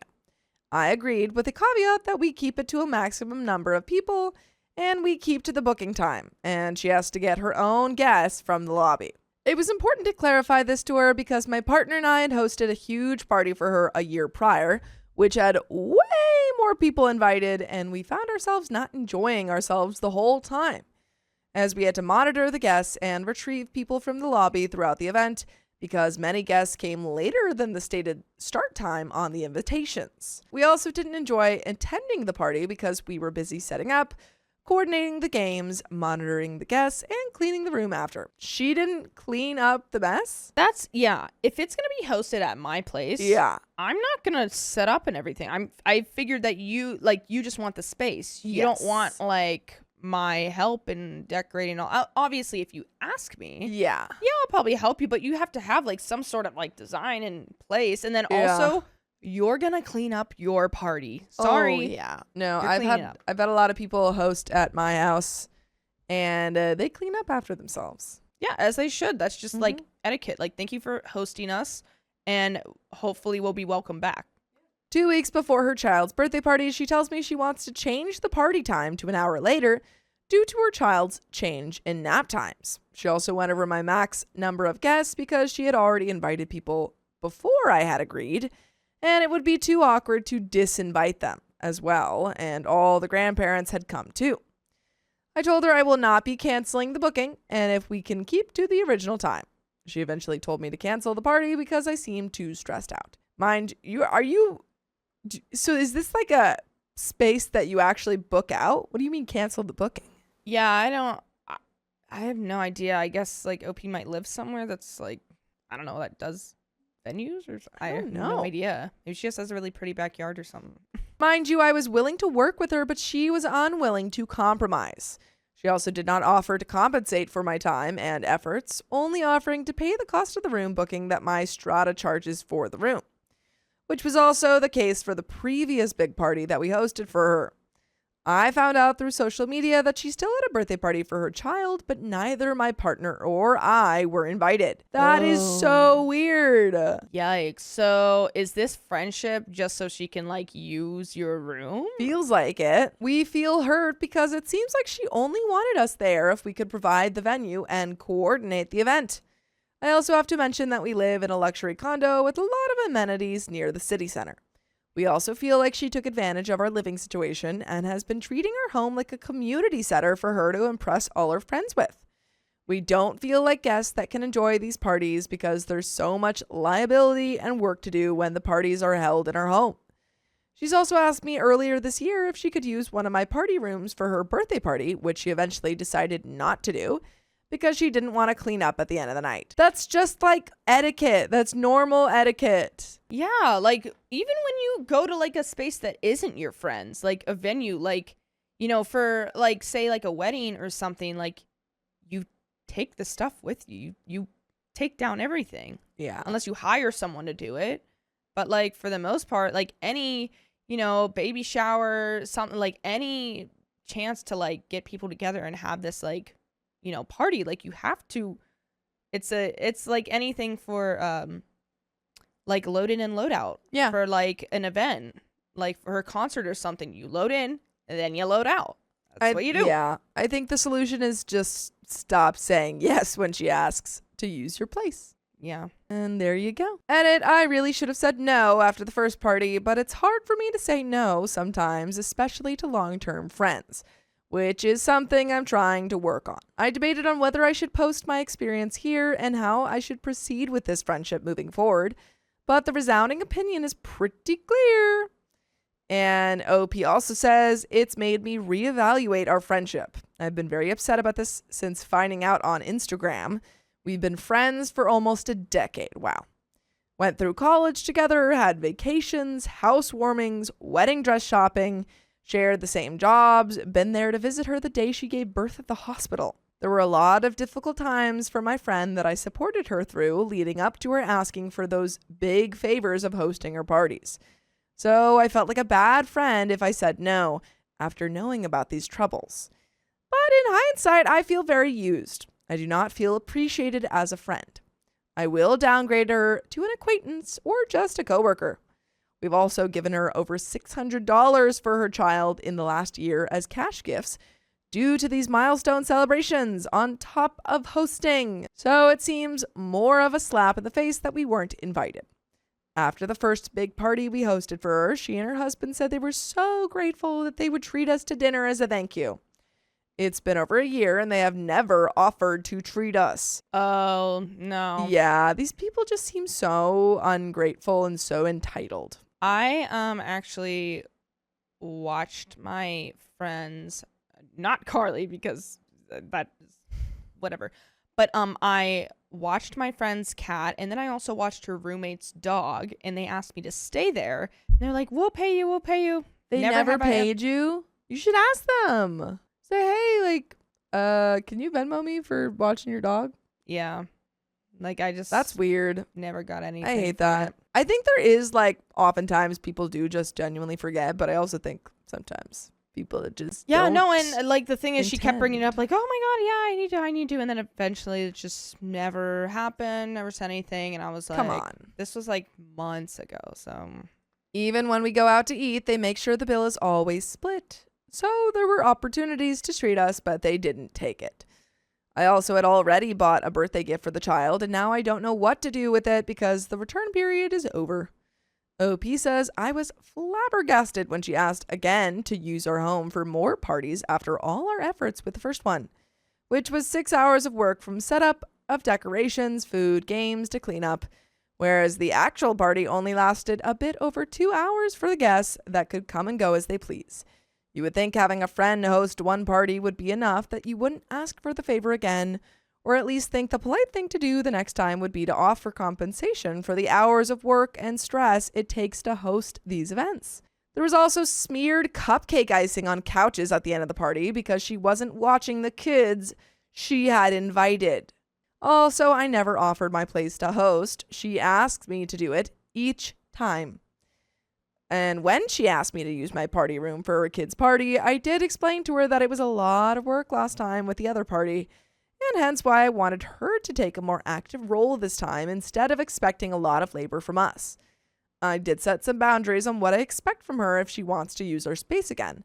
The last party, she and her husband did not retrieve their own guests, which took hours of our time since we had to go up and down an elevator and make a bunch of small talk with people we didn't know. I told her this. She said she knows and is grateful. She feigned understanding by saying she also hosted a party for her friend years ago, but it was not at the same level at all because the party she was talking about had half the number of people, barely any decorations, and minimal food setup. She also asked to take her family over to use my pool. I tell her no every time because that doesn't seem enjoyable for me at all. I'm taking, can I bring my mom over and a child that is not potty trained yet? She's mentioned a couple times how she doesn't like community center pools. Then, I don't know, get over it or get a house that has a pool. Stop freaking using OP for everything. Yeah, she's just using you for what you have. This isn't a friendship. This Not is at like all. a what is it? Parasite. I mean, yeah, I guess, but I was thinking like Leech. like an exchange, like a exchange of goods and services. But But not even an exchange because Yeah, she's just taking. It's just one way. One way. But I would also agree maybe it's time to bump this friend down to acquaintance. And she can figure out how to throw parties after that. Yeah, I mean, you don't owe this girl anything, and it No. seems like she doesn't even keep her like promises. So like, really, what is she doing for you? Well, we've got something from OP. My partner and I are child-free, and she is a child that has an early bedtime. Not sure if she was hinting that we do the cleanup on our own after she leaves. Jazz like Pomelo says, did I read that right? You have a lobby in your home?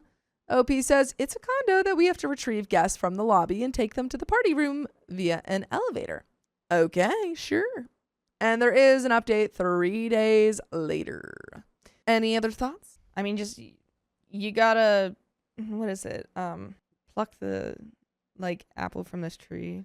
Oh, What is like it? Pluck like the bad fruit from purge? No. There's a saying.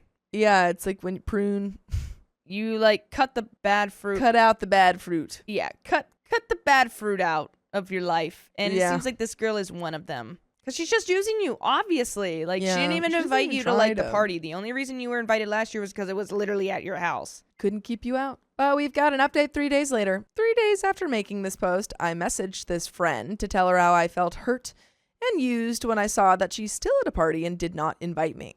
I was expecting her to acknowledge my feelings and apologize, but she replied to say she was a little offended to receive my message because she was the one who had to cancel our party at my place so last minute, and it was awkward to tell everyone the party couldn't be on the same date anymore because she couldn't book her own party room on the same date. Yes, she had her own party room that she can reserve in her own condo this whole time. What?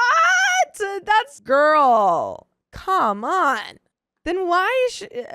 no. She just didn't... This is what Mm-mm. she wanted. She didn't want to deal with the mess Yes. and plan all of it and do all this stuff. She wanted someone else to take care of all the nitty gritty so then she can have a fun, nice party, blah, blah, blah. She doesn't want to clean up after herself or set up or do anything. Or pay. Or pay. Yet she still wanted mine because it's more kid-friendly. She complained that she had to book on a different day instead. She shared she didn't invite my partner and I because she assumed I was working on the new date of the party. I told her I had the day off. I was livid at this point, so I pointed out how she's been acting entitled since I moved into my current place over a year ago. How she tries to self-invite her and her family over to my place multiple times to use my condo's amenities. How I had already hosted her big party last year, and several other things I took initiative on when her and other friends did not step up. I did this all without asking for anything in return, just to be a good friend when she was going through personal hardship at the time. I told her how inconsiderate she has been to be asking for all these things from me, on top of trying to get me to host her birthday and her child's birthday party. In contrast, I've never asked of anything similar for her to do for me myself, and neither has she offered. I told her she should feel ashamed to be using her friend like this and to put herself in my shoes for once. I clarified that it was her fault that I had to cancel my party room booking because she didn't want to wake her child up from their nap for one day in the year, and that she did not consider the time of the several people she had invited in making this decision. I told her I was surprised that there was no accountability or apology from her end. She sent me a short message telling me she was sorry and didn't realize how much trouble she had caused. She then asked if I can move past this. That's crazy to be like, I'm so sorry. Can you move past this right now? And can I also use your room next week? That was all she said. Out of self-respect, I told her I don't want to be friends anymore, and she left me on red. By the way, I hope that you guys have self-respect and listen to full episodes with stories just like this. Just go to Spotify, Apple Podcasts, or iHeartRadio and search up OK Storytime. But there is a little bit left to this story. Any final thoughts? Yeah, I think that you made the right decision, OP, because this girl sounds like a freaking nightmare, and she sounds like she's just using you to, Yes. like, for her benefit, and you gain nothing. Like, not that, like, every friendship has to, like, what am I getting from this? But, like, it's negatively affecting you to the way, like, how she is trying to just use your stuff without even paying you. Yeah. And then also expecting you to clean up and do all this stuff. Ridiculous. It's like, I'm not your cleaning service. No, you cannot use my party room. And OP finishes off, it was not a business I never offered. She kept asking me to book the room at cost. I was not profiting. The money went to the strata I live in. I literally pocket nothing. If anything, we lose money because she doesn't manage time well. And my partner ended up paying over $50 on helium balloons at the local party store the last party we hosted for her, because she wanted a big decorative display for photos. She'd pay for the cost of the party, food, cutlery, etc., but I was expected to allow her a space in my home for her and her family to come. Most of them I've never met or hardly know. My partner and I had to be present from setup to cleanup and everything in between to coordinate the party, because we actually live in the condo and take liability if anything goes wrong, because we don't want to risk a fine for strata bylaw infractions or pay for damages that guests have caused. I literally did everything I mentioned because she kept putting me in the awkward position to host her. I initially did them in the past because I wanted to help her and felt bad to say no because she was confiding with me about her personal hardships. But lately it's been very draining for her to keep expecting me to host her parties. It's hard to not feel used and grow resentment when I see a pattern. And I have to hold firmer boundaries and voice how I feel next time. However, it was a touchy topic if I had brought up how inconvenient the first party was because I didn't want to make her big day about me, if that makes sense. I don't want to give too much detail on what it was because it's a sensitive topic. And in case she or her friends ever find this post, I would like to respect her privacy on the matter. For example, let's say she asked me to host a celebration of life for her dog at my place, and she had told me for several months how hard it was for her to lose him. I've seen her cry over this. She talks about this often when we hang out. Then I would feel like a terrible person to agree to host it, not realizing how much work I was getting myself into. Then complain to her afterwards about how inconvenient it was for me. I didn't want her to attach that special event to me being upset or feeling taken advantage. And that is the end of that story. And I hope that you take advantage of this occasion and stop being friends with her. Yeah, it's just really not worth it. This girl just takes and takes and takes and takes and then gets mad When she can't take anymore. Yeah, and it's like, what kind of friendship is that? It's not a friendship. Bad one. Transactional. Was that the word you were looking for? Yes, it was transactional. Thank you. I finally got there. Yeah. I want to revoke my sister-in-law's party invitation because she doesn't change. You can't come anymore. For context, I am 27 female and my sister-in-law is 32 female. I will call her Sarah. We do not get along. We were very close at one point, but 2 years ago, my brother and Sarah got into a very heated argument that escalated. By the way, this comes from Anon-Paimon. And if you want to submit your own stories, go to the r/OKStorytime subreddit. I am Savannah. I'm Carly. And we are here to give some good advice goofily, but obviously we don't have all the answers. We'd only tell you what we would do in this situation, but would love to know what you would do in this situation in the comments. As OP says, she asked for my opinion, and I told her she was wrong. After that, she threatened me, and I have not spoken to her since. She has since moved back to her hometown, and I look after her daughter, who is 11 female, while she attends a private school in my city. I am hosting a Christmas dinner this year, and everyone except Sarah was invited initially. Later, my brother told me that she would be alone for the holidays. The thing to note about Sarah is that she is very self-absorbed. She is only nice to you if you agree with her all the time and take her side even when she is wrong. She will gaslight you even if you have evidence. She essentially has no friends because of this, and her family no longer speaks to her. I felt bad given our past relationship and said she could come as long as she agrees to be civil at all times. Recently, however, her daughter had a Christmas party. I bought her a cute and appropriate outfit that suits her style, and she was very excited to wear it. Sarah called her and asked to see what she would be wearing. When she saw the outfit, she instantly became upset and told her she could not wear it. Her daughter insisted that it was what she wanted to wear, and when Sarah realized her daughter was not going to listen, She stated, "If you want to look like a grandma and go to your party, fine," and quickly hung up on her daughter. I was upset because instead of being understanding of her daughter's opinions, she chose to insult her and hang up. This also showed me that over the past few years, Sarah is still the same. I no longer want her to come to the dinner.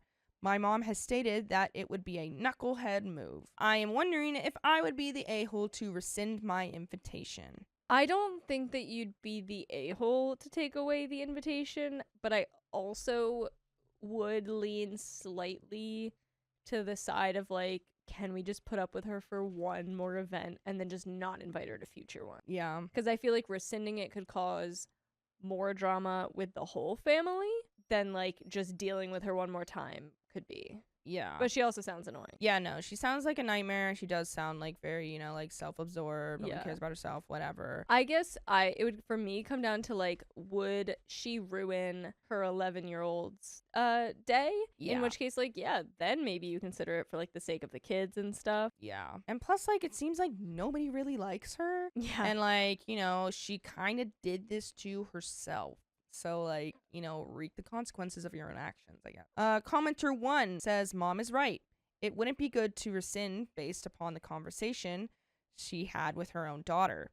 You would be the a-hole. That being said, if you called the mom and had a conversation about her making the daughter feel bad about her outfit, and that conversation turned ugly and mom got belligerent, you could use that as a reason to uninvite her." OP responds, "Thanks for responding. Your approach does seem more reasonable. I may just try that first." Commenter 2 says, "Ask the daughter how she feels about her mom coming." OP responds, "After her disagreement with her mom, she doesn't want to be around her right now, but I know she'll want her around for the holidays itself." OP clarifies on the relationship with her sister-in-law and what was the issue that caused OP and sister-in-law to stop speaking with each other. OP says, "This is my brother's wife. Their argument was about her staying in contact with her affair partner." Ooh, well, you shouldn't stay wow. in contact. Wow. That makes sense why anyone would be mad at that. What? Wow, and we invited her to... why? Yeah. "She wanted me to take her side, but I told her what she was doing was wrong if she wanted to save her marriage. She threatened me that I would never see her daughter again and that she better not ever see me by chance, insinuating she would hurt me, I suppose." Commenter 3 says, "So does niece live with you, or you watch her when brother is at work, or what? I would just tell your brother and let him deal with it. She's going to be a problem, no doubt about it." OP says, "She lives with me right now. My brother works overseas. Sad to say this, but my brother is a bit of a doormat. He tends to take his wife's side to appease her over his daughter's side." Commenter 4 says, "So you raise your niece? Neither your brother or her mom have custody? How often do they see her?" OP responds, "They have custody of their daughter. I look after her because I live closest to the private school she attends. Her mom moved back to her hometown because she opened a business there and her dad works in another country." Commenter 5 says, "She threatened me that I would never see her daughter again and that she better not ever see me by chance, insinuating she would hurt me, I suppose." From the OP's comment, "That puts a different spin on things. I would probably tell your niece that it is her decision whether her mom comes to Christmas. If she wants to include her, you'll be civil and polite as long as she conducts herself accordingly. But if at any time niece wants her to leave, all she has to do is tell you. That is a lot to put on an 11-year-old, but it also gives her choice." OP responds, "Honestly, I think you're right. I'll have to reach out to her mom first and set some boundaries regarding the dinner and talk with my niece after. Thanks for your comment." This is OP on if her brother is actually divorcing his wife since sister-in-law moved back to her hometown. OP responds, "No, they are still together and it doesn't seem like they'll be getting a divorce anytime soon. I'm not sure if she still talks to the affair partner. My brother is the one who wanted me to invite her to the dinner. She would have stayed with my grandmother. I'm sure she just threatened me out of anger. She tends to do that and hopes everyone moves on from the harsh things she says without ever apologizing for it. Will OP's niece go live with her mother full time if sister-in-law decides to come and pull her daughter from the private school?" OP responds, "Thank you for your response. Thankfully, my niece's parents have an agreement that she should graduate before she goes back to live with her mom full time." No, the daughter is with me because I live closest to the private school she is attending. The mother lives about 3 hours away from the school. The parents have an agreement that she will not be pulled out of school by either of them. And there is an update. I hope I am updating correctly. After reading everyone's comments, I made the decision to simply talk to Sarah. Good. I called her last night. I didn't mention anything about the conversation she had with her daughter and instead kept the call focused on the dinner and my expectations. I told her that I understand we hadn't talked in about 2 years, but I wanted to clear the air if we were going to be around each other for the holidays. I explained that I was hoping to have an uneventful holiday surrounded by the people closest to me. I even said I would be happy to have her over because it would make her daughter very happy. That's so nice. Like, to Yeah, do. she phrased that great. Yeah. Like, I know that this makes me uncomfortable, but if it's gonna do good for your daughter, then that's fine with, very mature mindset. Love that. Guys, I do not know where communication got twisted, but she got so upset. What? What? No. But I also saw that coming. I also saw that coming, but I really thought that OP got her. Well, Opie did great, but Yeah, OP did great. this girl just sucked. Yeah, this lady's just a freak. I am also very proud of myself for having recorded the phone call so she can't twist my words or anything like that. She went on a full rant saying she did so much for me and my family and that we should have been understanding of her, talking about her affair here, LOL. What? How are you, justifying an affair? She's like, you should be grateful about my affair, actually. Yeah, you guys should have took my What? side and still Insane. talking to him when it's, like, your brother that I'm cheating on. Girl, you had an affair. Own up to it. Yeah, what? Trying to, like, make everyone pity you or, like, feel bad. Like, that's crazy. Wild Who is this behavior. lady? Mind you, she's the one that dragged us into her drama back then because she was hoping we would have her back. Support her affair. Which, who would do that? We tend to stay out of their marriage drama unless it concerns their daughter. Anyway, she uninvited herself. She said she was offended I would call her and make her feel like a bad person for bringing up the past. I mentioned nothing about the affair, LOL. By the way, I will mention this, that you can listen to full episodes and stories just like this by going to Spotify, Apple Podcasts, iHeartRadio, or your favorite podcast app and search OK Storytime. There are 3+ months worth of listening. Do it. Do it now and do it today. Do it. There is some more, but Well, problem last thoughts? solved. She Yeah. said I just won't come. yeah, she sounds like a freaking nightmare. Sounds terrible. She sounds like no matter what you do, no matter if it's like proven in evidence or not, or opinionated, it's all just gonna like fall back on someone else. Be like, I don't know why you guys aren't taking my side with my bad behavior. And like, she's a stinky what? cheater. yeah. So I don't know. Got a little bit left. She said she didn't want to be around us anyway. That my brother was the one who wanted her there, which is a lie since he had sent me a screenshot of her asking to be invited because I didn't believe him when he said she wanted to be with us for the holiday. I didn't mention this to her and just said, okay, take care, before hanging up. That is the end of my little saga. Thank you to everyone who commented yesterday. I'm glad I took this approach because if I had simply uninvited her, I would have been second-guessing myself the entire time, wondering if she had changed at all. A little naive thinking, but I'm okay with this outcome. Have a happy and safe holiday, everyone. And that is the end of this story. Well. Looks Trash like took itself out. yeah, looks like she just decided to do her own thing once again and be on her own. If that's what she likes, then cool. Yeah, go But- do it then. Yeah, cool. If you want to be miserable, go ahead. Just leave us out of it. But that is the end. I bought my nephew a piano lesson, and it sparked an argument with my sister-in-law. That he's so good at piano, it's crazy. I recently decided that I wanted to shift towards giving experience-based presents instead of material gifts, as kids seem to have so many toys already. Over the last couple of years, every time my nephew, who is 6 years old, is at my house, he always wants to play on my piano or asks me to play for him. By the way, this comes from Total Stock 3170, and if you want to submit your own stories, go to the r/OK Storytime subreddit. And I'm Angie, I'm Dakota. and we're here to give good advice goofily, but we don't have all the answers. We just know what we would do in these situations. So let us know what you would do in the comments.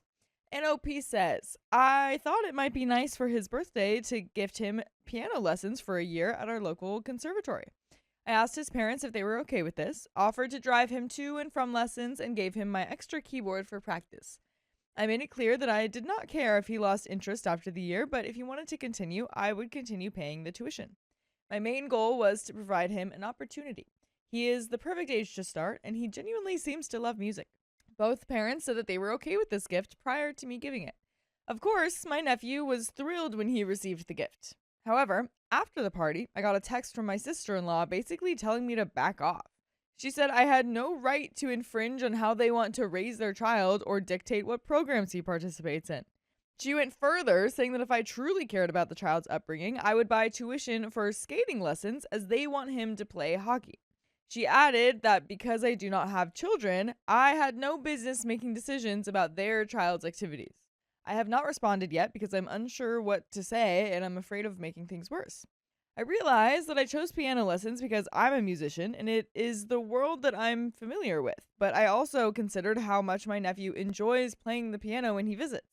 I knew his parents wanted him to play hockey because they both did as kids, but I thought it would not hurt for him to explore multiple activities. Growing up, I did music, skating, swimming, ballet, field hockey, all at fairly high levels, which I felt contributed to being well-rounded. I also did not want to take away the parents' special moment of signing him up for hockey or skating themselves. I am wondering if I overstepped. I do not have children myself, and I certainly was not trying to take anything away from them or push their child down a particular path. And there is an edit, but yeah, I do not think you overstepped. I think you're totally fine. I think you should just like reapproach it and be like, hey, I hear you, but like, I just want to get clear about where the miscommunication happened because I thought we had talked about this and you said it was okay. Right. Yeah, I think that would be great. You don't need to be like too defensive about it. Don't need to be like aggressive at all. Just simple question like that. Because it's like, okay, you've made it clear you don't want me to sign your kid up for anything. Right. So I won't. But like, I just want to know why you said that it was cool and then change your mind. Yeah. There is an edit. Wow, there's a terrifying number of responses. Thank you all for taking the time to share your thoughts. I would not usually post, but I was deeply hurt and just needed to vent. For anyone curious, I will update once I talk with my brother tonight. And there are some comments. Comment number 1 says, not the a-hole. You asked, they agreed. Now what? They're changing their minds? Why? What's really going on? That would be my reply message. I asked you this, you agreed with it, now what has changed?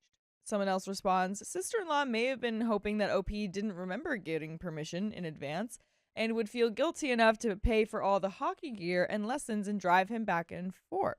Someone else responds, I think the text was performative. It was written to show to her family. Comment 2 says, my guess is that he liked it better than any of his other presents and she feels sad and jealous and is one of those adults who doesn't have coping skills for their feelings. I feel like her son can probably direct her to a Bluey episode that will help her. That's pretty good. Accurate. Yeah. Comment 3 says, not the a-hole. As a mother, I would be absolutely thrilled if someone was willing to pay for music lessons for my kid. Your nephew is clearly excited. It was thoughtful of you, especially how you offered to take him to and from the lessons and continue paying for them. That's huge. Also, you talked to them beforehand. I wonder if they privately had a conversation later, changing their minds. Maybe they're feeling insecure that you would have such a momentous thing to bond over without them being really involved. Thus, the hockey. And there is an update, but yeah, I totally agree with those comments. Yeah, 100%. Hit the nail on the head. You know? We do have an update. As promised, here is the update. I will not impose judgment, just relay what happened. Fellow Redditors can make of it what they wish, and we shall. I show my brother the text my sister-in-law sent me and expressed my confusion as they had both given consent for the gift. My brother seemed shocked and said that he did not know the message had been sent. Oh. He did, however, admit that there had been conversations between his wife and her family about the gift, and the tone was not entirely kind. Remarks included, you're allowing his aunt to pick his programming? Why aren't you putting him in what you want? Along with snarky comments about whistling and bringing cowbells to a recital. There were also raised eyebrows about the cost of the gift. I'm sorry. They were talking about sabotaging the child's piano recital as a dig at who? OP? Yeah, that would just like traumatize this kid and get him like just knock his confidence down at a young age. Well, these people just blew in from Stupid Town. Yeah. Yeah. That's not what you do. Absolutely. You're going to allow someone else to pick his programming? Yeah. It's not a computer. Right. So now we have the answer, at least, is that she just got, like, bullied by her family into this. Yeah, we got idea. her family sucks. That's the answer we got. That's the answer. My brother apologized for not stepping in and for allowing the family to speak that way about me. He is generally quiet and non-confrontational, which explains, but does not excuse his inaction. I told my brother that I do not want to cause problems for him and his family and suggested that if they wanted, we could reduce the number of lessons from 6 to 8. It felt wrong to take the lessons away completely. My brother, who is a high-level athlete but also played piano until he was 16, refused the reduction and said that he had no problem with the full year. He noted that his son was already talking about the lessons and asking when they would start. He agreed with the philosophy that if you're going to try something, you should have the discipline to see it through for an entire year. Yeah, and not to mention, it's like this happened because OP was like, yeah, I saw how much he liked the piano at my Yeah. place. It was totally based on his reaction, not Yeah. even like her just trying to be some sort of parent. Yeah, she's not scheming like, Yes, Yeah. and I will make him fall in love with the piano, Right. and he will never play hockey. Yeah. It's ridiculous. But you know what's not ridiculous? The fact that we've got full episodes of stories just like this one on Spotify, iHeartRadio, Apple Podcasts, whatever your favorite podcast app is. Just search OK Storytime. There is a little bit more to this story. I told him I did not want this to become an ongoing issue and that I was happy to move on as long as everyone else was okay with it. Within a couple hours, my brother sent the registration confirmation. For context, I had transferred the entire tuition to the parents prior to the registration, which they accepted, but they still needed to complete the registration form. He sent the confirmation in the group message with his wife and me and added only that his son will treasure this gift, which honestly made up for the anxiety and hurt that I had felt. It is now crickets from my sister-in-law, but I'm letting it go.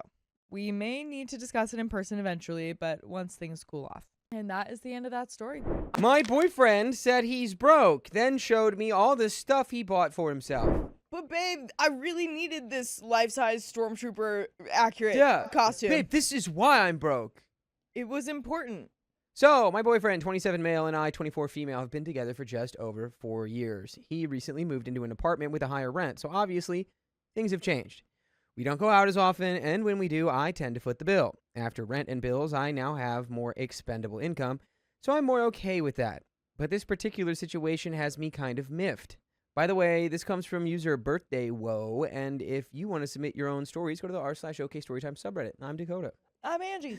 And we're here to give good advice goofily, but we don't have all the answers. We're just a couple little goofballs. We only know what we would do in our little goofball brain. So tell us what you would do with your big smart brain down there in the comments. As OP says, every year for my birthday, he makes a big deal out of taking the night off work so we can have dinner together. And after dinner, he takes me to Pandora to pick out a new charm for my bracelet. It's a cute little tradition. So, a week before my birthday, I was joking around with him and trying to find out where we were going for dinner. He said we weren't going anywhere because he had to work. I teased him about it because he says that every year so he can surprise me by picking me up from work. He snapped at me and said we couldn't do anything for my birthday because he really did have to work because he's broke and has no money to spare for extra things. I apologized and said it was fine. We'd spend some time together on the weekend and have pizza in bed because all I wanted to do was spend some time with him. My birthday was last Thursday. He worked, and after work, he called me to say happy birthday, and he was sorry he couldn't afford to do anything or get me a present. I said it was fine, and I just couldn't wait to see him on Saturday so we could spend the day together. And then he told me he wouldn't see me until the evening because he got a ticket to a festival, and he was going with one of his buddies. On your birthday? Hey, so happened to work? where's her ticket? Yeah. What? This is all kinds of backwards. I was kind of taken aback, but I knew he hadn't seen his friend in a while because he's been working so much. So Saturday night comes, and he comes over after his festival, and he's got 3 bags of stuff in his arms. I asked him about the festival, and he tells me what a great time he had, and then he proceeds to empty out the 3 bags worth of merchandise he got at the festival. And that's when I started to internally fume. Because he's taking shirts and things out of the bags and being like, I got this. Oh, it was only $10. I got this one. It was only $15. And this one, and this one, and this one, and this one. And he's listing how much he paid for the stuff. Overall, he spent about $200 on festival merch. I didn't say anything because I didn't know what to say. Our usual birthday tradition, not including gas, usually runs less than $150. I know it wasn't his intention, but all I could think was you could spend $200 at a festival for yourself, but nothing for my birthday. I feel so selfish for thinking it, but I also feel so upset inside. I saw him yesterday, and he was wearing one of his festival shirts, and seeing it made me fume all over again. Am I overreacting here? And there are some relevant comments. I don't know. I feel like it's okay to be upset about this. Like, you can't say, like, maybe don't name prices of what you would expect him to spend on you, but, like, I think you can absolutely bring up, like, hey, you kind of snapped at me saying that, like, you couldn't even spend time with me on my birthday because you were so broke you needed to work. And now you're doing this. Like, it just feels like I'm not a priority. I feel like you can just if you word it right, you can absolutely bring this up. When told the boyfriend is broke, so give him a break. OP replies, I'm not mad that he didn't get me a present, and I'm not mad that he bought himself some festival merch. If he had said, I've got this festival coming up and it's going to cost me a pretty penny, do you mind if we do something else for your birthday? I would have been totally fine with it. Instead, I'm mad that he made a huge deal out of being so broke just to turn around and spend a chunk of change on something else. And to a similar commenter, they replied, I would have been totally fine if he said he wanted to do something low-key, so he had some extra spending cash for the festival. He works hard, and he deserves to spend money on himself. I just felt so awful for poking him about birthday plans after he said he was broke, so we couldn't go out. And then he comes back and basically tells me he spent so much money at the festival. And there is an update 2 weeks later. It also depends on how that original conversation went. Like, I was kind of imagining that he snapped earlier when I said that, but, like, I don't actually know. But if he did snap and, like, tried to end the conversation by bringing that big thing in. He snapped. He was like, I can't. Yeah. I can't take work off because I'm broke. I think that's not cool because now what I read that as is just like he can't like come up with an actual reason and you're having this argument or discussion even and nothing else is working, so he just had to like bring out the big guns of something that he knows can't be argued. So, and that's not a healthy way to communicate. Let's get into this update. So, I haven't talked to him about the festival or birthday fiasco. I haven't seen him, actually, in over 2 weeks. Not actually on purpose. I've had some events planned for months that were going to fill up my weekends. He's known this. I see a therapist once a month. I have since I was a kid. I talked to her about my frustrations a few days after I made the original post, and I ended up breaking down in tears. He's been treating me less like a girlfriend and more like a sugar mama. And when I thought about it, I realized that it's been going on for months. I feel used and numb. I feel stupid for not realizing it until now. While I was busy and not seeing him, I took a mental break from him to attempt to think clearly. I figured it wouldn't be too hard since I'm always the one who contacts him first. I think he realized I was pulling away. He started texting me like he was in the beginning of our relationship. Good morning texts, random, just thinking about you messages, you know, the fluffy messages you get when you're in the honeymoon stage. I started to think maybe everything else was just a phase, or I was overthinking things. But actions speak louder than words. He said he missed me and said he wanted to come to Saturday's event. Friday night he asked what time it started and where it was being held. I told him and he said he couldn't wait to see me. I looked for him. He never showed up.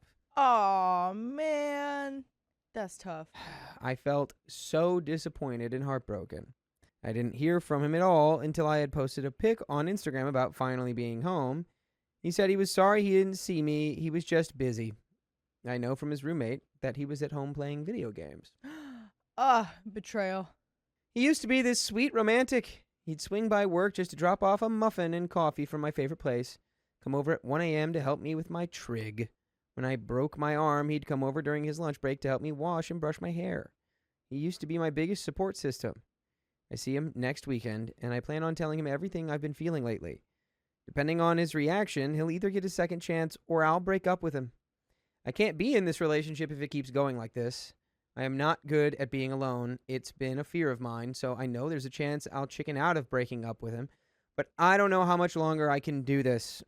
And there is another update 6 days later. Wow, do we think she's going to do it?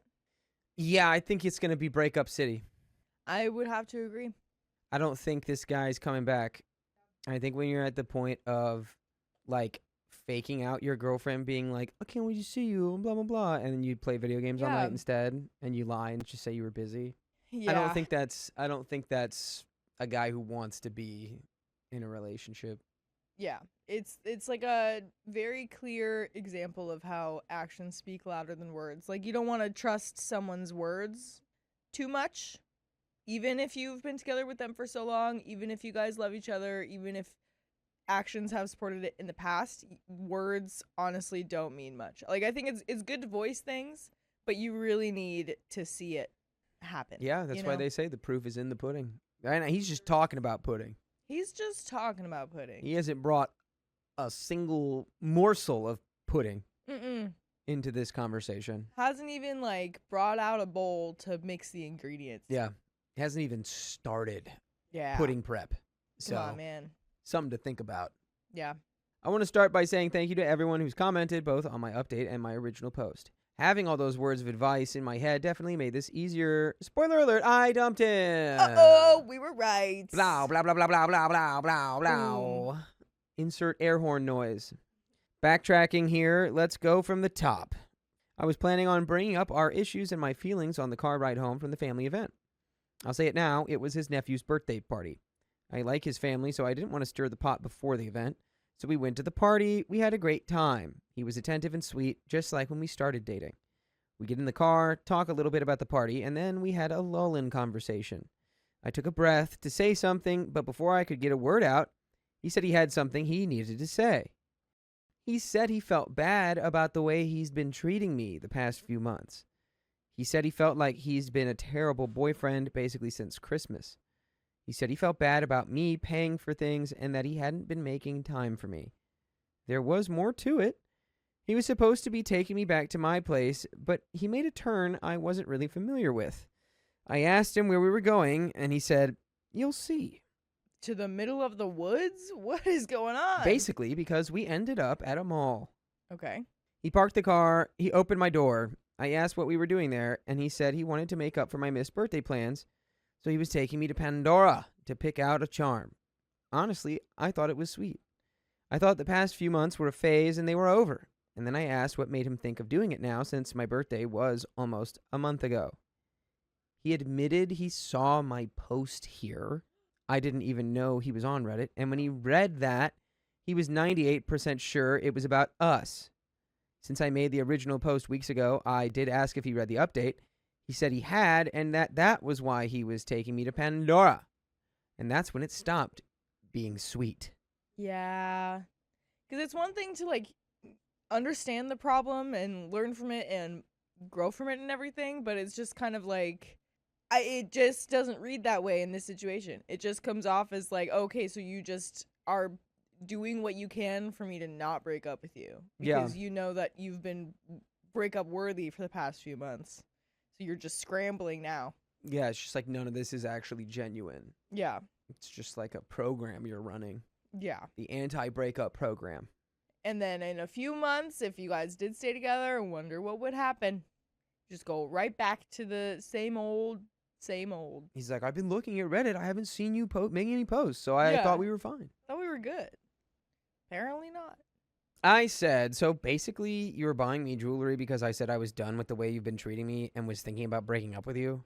He didn't really give me a response, so I asked again. Are you seriously attempting to make up for breaking the birthday tradition because you saw I was thinking about breaking up? You haven't even apologized. And then he said, I'm sorry. You think I'm selfish because I bought myself some crap at a festival. Happy? He wasn't even really apologizing. He was only doing this to shut me up so we wouldn't have to actually talk through our issues and I wouldn't break up with him. I told him that if he had actually read the post, he'd know that I wasn't upset about the birthday tradition. I was upset that he blew me off and upset that we hadn't spent time together. I told him I was tired of feeling like a bank and not a girlfriend, and he threw it back in my face, saying I wasn't allowed to say that because I had offered to pay for things. I told him he could leave. I was calling my brother to pick me up. He told me to stop being ridiculous. I started walking away, and he was stopping me. He told me to get in the car because I was making a scene. He said, "You're acting effing crazy. Just get in the car." Oh, that's not cool. That doesn't feel... I wouldn't feel safe enough to get in that car at all. Very not cool. Very not cool indeed. Mm-hmm. I ran into the mall and hid in a dressing room. I locked the door behind me, and then I lost it. I didn't even realize I had run right past an attendant until someone knocked on the door and asked if I needed any help. I couldn't even respond in a human fashion. I think I just blubbered at her. She pushed a packet of tissues under the door. I don't know how long I sat on the floor crying. And by the way, if you're sitting on the floor crying right now, I want you to go to Spotify or Apple Podcasts or iHeartRadio and search OK Storytime, because there you will find full episodes with stories just like this, and maybe you can stop crying on the floor. Stop crying. Listen to silly stories. Stop it. Yeah, so we've got a little bit more story left. You know? Yep. Crying in the dressing room Not where you want to be. might be a valuable life, moment. Yeah, I would hope that she's never going to let something like that even come close to happening again after this. You can learn. Well, we'll finish this story. I finally realized I needed to get home, so I went to call my brother. I had about 30 missed calls and even more messages. You can guess who they were from. I didn't read them all. I just sent him one message. We're done. You can drop my stuff off Monday when I'm at work. All of it. I don't want to see you or speak to you ever again. We are done. I now have him blocked on all forms of social media, and I'm working up to blocking his number. And that's the end of that story. Good for you, girl. Block his number. Good for you. Block his butt. My wife and I argued about food, but I didn't expect the real reason why. Please enlighten us. My family has a big traditional Thanksgiving dinner every year. Well, you're not the only one. That's everyone in America. And I'm always excited to attend with my wife and kid. However, this year, as I was on the phone with Mom, wife put in that she'd like to bring egg rolls for Thanksgiving dinner. She mentioned that she wanted to bring her mom, who does not eat any American food. So it would be nice to have some food present that her mom would enjoy. By the way, this comes from Thanksgiving Drama 123. And if you want to submit your own stories, go to the r/OK Storytime subreddit. I'm Savannah. I'm Dakota. I'm Keon. And we are here to give some good advice goofily. But we would never stray you wrong. We'd only tell you what we would do, which is always the correct answer. So, tell us what you would do down in the comments, and I'm going to read them and compare notes. Got it? Yes. All right. As Opie says, after getting off the phone with my mom, I had a convo with wife. To clarify, I don't mind having other food present on Thanksgiving dinner, and I would love for her mom to attend and enjoy herself. However, I told my wife we can't just bring egg rolls to Thanksgiving because the point of the potluck is for everyone to contribute to the traditional Thanksgiving meal. So I was planning to buy some pies too. Ooh. Somehow this kicked off a huge fight. My wife said that it's ignorant for me to want only American food on Thanksgiving. I kept telling her I don't want just American food to the exclusion of everything else, but we do have to contribute to the traditional meal because that's what everyone else is doing and expecting. My family is 75% Asian American, by the way, but we do mostly American food on Thanksgiving because it is an American holiday. There's no rice there? I don't believe that. As someone who does the Filipino Thanksgiving, we got lumpia, we got noodles, we got the turkey, we got everything. It's just a mixture of both. So like, okay. All right. It's just strange. Listen, don't People are knock it till you try fried rice with turkey and gravy. No, I'm not knocking that. I'm Oh, just no. saying it's strange to be like, we're bringing the wrong food for Thanksgiving. Is it food? Does it taste good? We're done. End of conversation. Yeah. Yeah. Wife says things like, why can't Thanksgiving just be about coming together and eating the foods we like together as a family? My response is like, yeah, of course it's important for us to all be together and have food we like, but dang it, it's a potluck and I want to contribute to that potluck in a way that respects our family traditions. I just feel like American food is part of Thanksgiving, and if bringing some of aforementioned American food to said holiday is the expectation, that's not discriminatory or whatever. In fact, I feel like it's disrespectful to be unwilling to pitch in for that. I want you to describe what American food is. Garrett, you ask every American, and a sizable chunk of the population will be like, egg rolls are American. I've had those a lot. I eat egg rolls every time we order from the Chinese place, and the Chinese place is in America, so that's American food. But like, People will say that. It would be like, okay, like let's go to turkey, mashed potatoes. Well, I don't know, green bean casserole, but like, Big Mac casserole. I was like, yeah, Pumpkin are we talking about like pie. hot dogs, jambalaya, Yeah. gumbo? Like what? At the end of the day, this is just such a stupidly easy thing to fix. We Why- gotta yeah. bring more food than just the egg rolls. Okay. Right. Do that. Do that then. Bring burgers. That's not Bring even some more. American, but bring burgers. In the end, wife and I agreed that she would bring the egg rolls and other dishes she wanted, and I'd bring some pies, stuffing, and whatnot. However, she is still supremely pissed. Would really like a third-party view on this, and there is an update. You guys are perfect for each other because you're both annoying. So there's that. Update! Me and my wife spoke, and we realized the whole argument was kind of dumb. Yay! It took a while to get there, folks, but we finally did it. This plane has landed. The dumb plane has The landed. dumb plane has landed. Why can't I just be happy she and Mom want to join my family for Thanksgiving regardless of what they're bringing to the table? We have plenty of food to go around regardless. Why focus so much on this hypothetical of what if we could only bring one thing and get offended at each other's answers? It eventually dawned on us that the argument wasn't really about Thanksgiving. It was about my parents. My stepdad is kind of an a-hole and has always been hypercritical of my wife, which I've butted heads with him about dozens of times in the past. My mom is much more benign, but she does subtly back him at times. Even though I always dismissed my Daw's opinions about my wife not contributing enough or controlling me too much, I think they were subtly affecting me anyway. I realized that inside. I was super stressed and tense about getting into another stupid argument with my parents or, I don't know, failing them. And this was manifesting as me being overly confrontational towards my wife about, well, not contributing too much and or controlling me too much. Looking back, we've had a bunch of arguments of varying sizes over the past few months, and almost all of them traces back to my parents in some way. That's the reason we were both getting increasingly stubborn about these petty issues. She could sense me being weird and out of character, and I was letting my parents' pressure work through me. By the way, you can work on listening to full episodes with stories just like this. Go to Spotify, Apple Podcasts, iHeartRadio, or your favorite podcast app, and just type in Okay Story Time. Yeah, and you'll see it all right there for your enjoyment. Yeah. Yeah, I just like that we got out of Stupid Town here. You know? We just blew into Stupid Town for a little bit. Now we're gone. We're back. We've left Stupid Town. We're back in Smarty Pants Village. Yeah. We figured it out. Sometimes the words of others can worm their way into our brains and put little hooks in them, but we don't even Yeah. notice. And then you do that.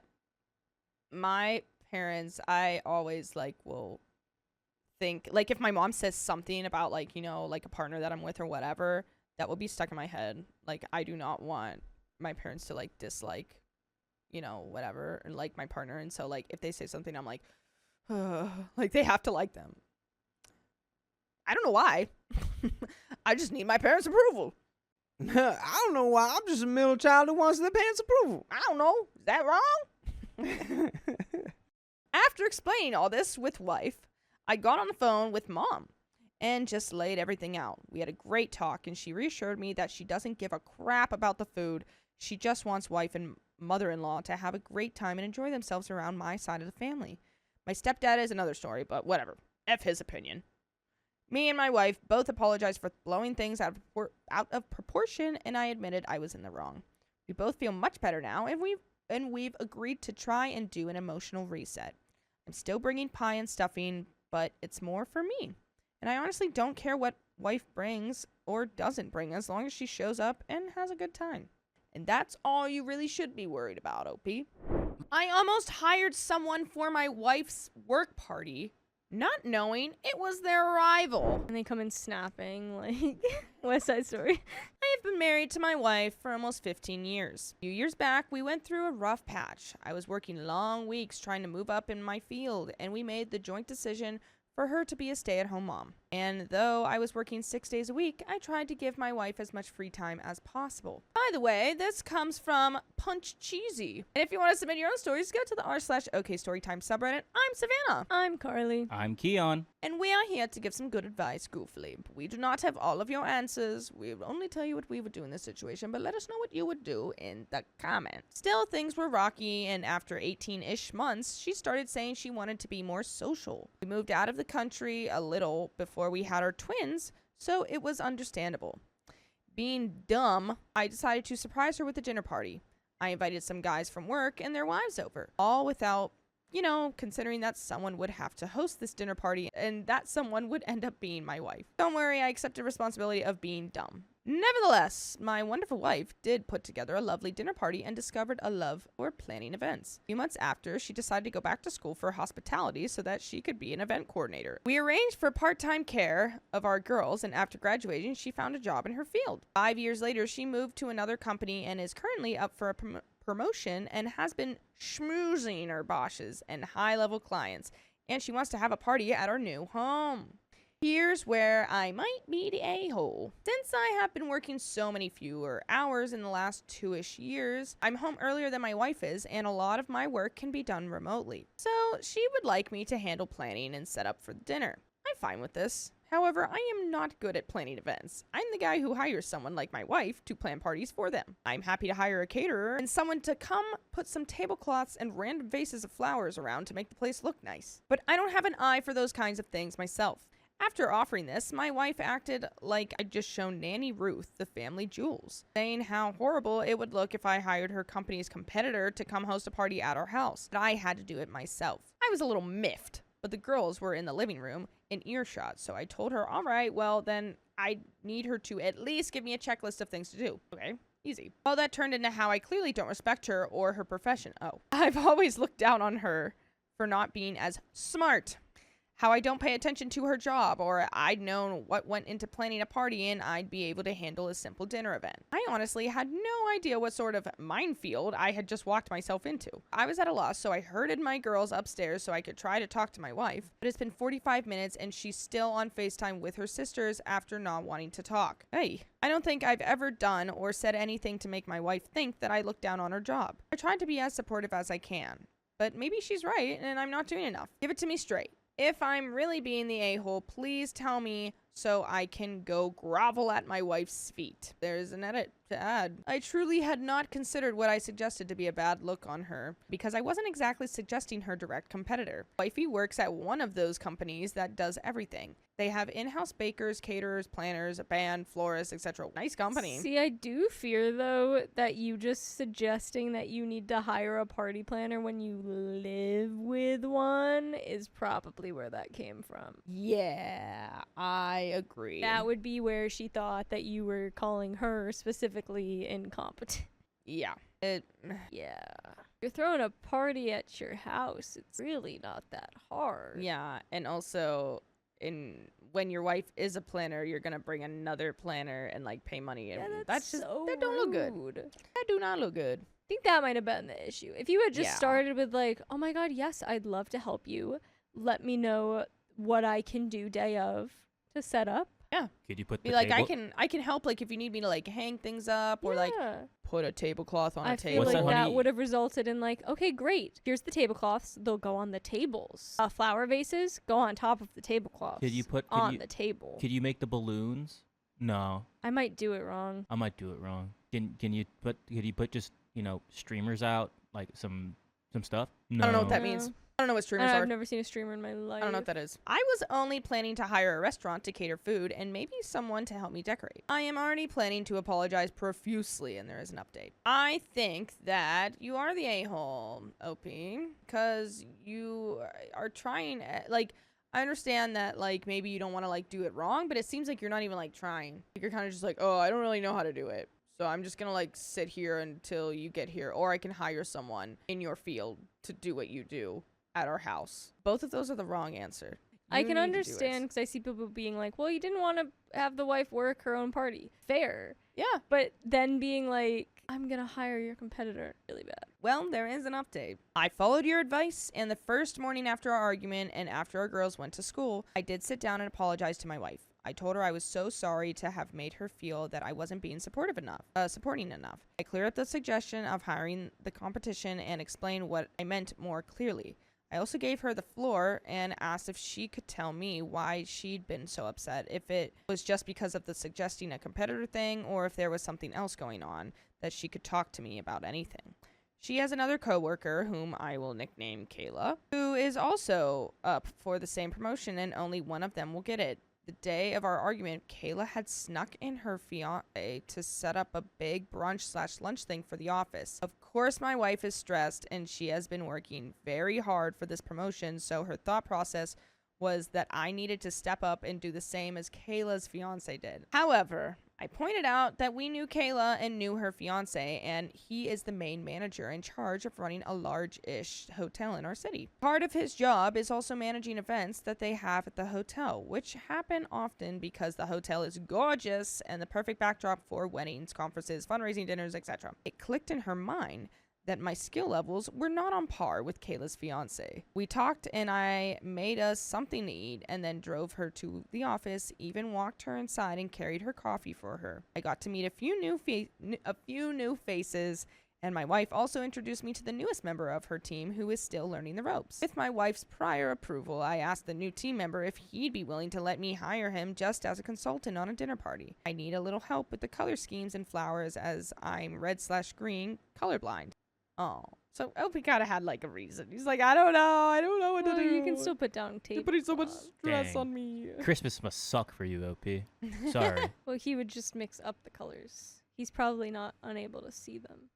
Still. You all were right about the communication being lacking and how I was being insensitive about suggesting a competitor, even if it wasn't exactly my intention. Circling back to communication. I also severely underestimated myself and my abilities and was writing it off as something I just couldn't do rather than a puzzle to work out with some effort. Yeah, I think that was honestly the issue, is you just were immediately like, nope, can't do it. When we could have just like thought about it for maybe like 5 more minutes and probably figured out a multitude of solutions. Yep. But This could have been avoided. And yet it wasn't. But at least you admitted it. And know that you are not the sharpest tool in the shed. Got it. So yeah, it ended up just being my stupidity and lack of clear communication with my wife. And partially a little over expectations for my wife, but with as much as she's been working and as stressed as she's been, it's completely forgivable. I just wanted to update you all and thank you for helping me see that I was way underestimating myself. I thought I was supporting my wife in every way I could, but I was failing in the way she needed me and the way it counted. We've rectified the situation, and I'm now confident that I can pull this dinner party off with a little help here or there from my consultant and Pinterest. Thank you so much. Oh, and there is another edit. I hope it's okay to add this edit. It seemed necessary because so many people seem to think that 3,000 character limit posts give you enough insight into my relationship to deem me a battered husband. My wife is in no way harmful towards me whatsoever. She is a human being who sometimes gets stressed and overwhelmed and overreacts. That does not make her harmful or a terrible person. It simply makes her imperfect, and so are we all. By the way, you can be perfect if you listen to full episodes with stories just like this. Go to Spotify, Apple Podcast, iHeartRadio, or your favorite podcast app, and just search up OK Story Time. There's a little bit left. Seems like it all kind of worked out here. I'm hoping that in the future you try a little harder, OP, and don't just dismiss your wife. like Pigeon says, trying some stuff and asking for her advice would have been better than immediately trying to hire her competition. Yes, there we go.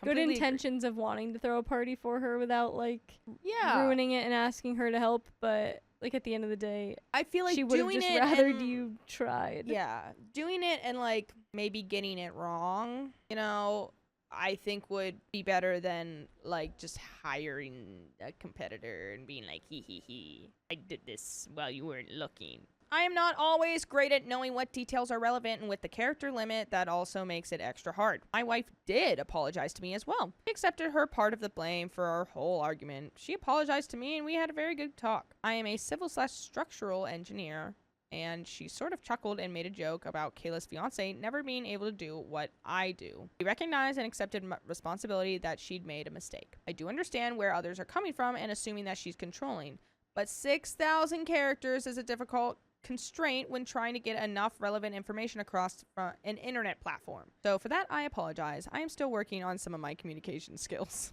My wife is a kind and gentle and thoughtful and compassionate person. She leaves me post-it notes hidden throughout the house with love notes and reminds me when I'm low how much she loves/appreciates me, and is a terrific wife, mother, daughter, sister, and friend. Please accept that she is also human and also makes mistakes. Just as I accept this about her, she accepts it about me as well. I make my fair share of mistakes and overreactions just like she does, and she always handles it with grace. I'm simply trying to do the same for her. And that's the end.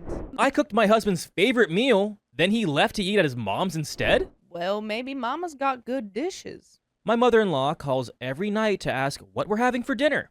Then she brags about what she's cooking to make me look bad, especially if we're getting takeout. I, 26 female, used to care, but not anymore. But my husband, 28 male, would ask me to make dinner only for him to go eat the dinner his mom makes at her home. What? Which is 10 minutes away, using the "that's my favorite meal" excuse.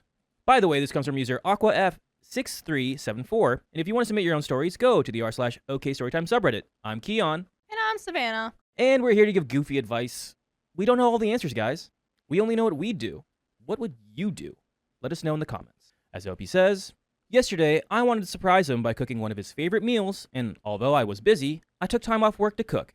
I even went grocery shopping to get what I needed. Later, as I was setting the table, his mom called. I told him he didn't have to answer, but guess what? He did. And like usual, she asked what we were having, but acted surprised that I cooked this specific meal. She then went on to tell him she cooked this meal and told him to come over. He said, okay, which shocked me. I said, seriously? As he started dressing up and getting ready to leave. He told me, no offense, but this meal that his mom cooked was even more of a favorite meal than the one I cooked. And he grabbed his keys and he left. I'd be like, okay, mama's boy. Bye. I'd be like, you know what? Stay over there. Stay over there. If you're going to do this every time, just tell me my cooking sucks. I'd be like, why am I competing against your mom? I don't know what you want from me. Also, why am I cooking for you anymore? You know what? If you're just going to go over to her place every single time for dinner, I don't need to cook for you anymore. And that's that. It's just the fact of now it's like a weird competition between wife and mom. Every and time. It shouldn't be. She calls every night. What are you having for dinner? Yeah, every night is outrageously too much. You have takeout? Well, guess what I made?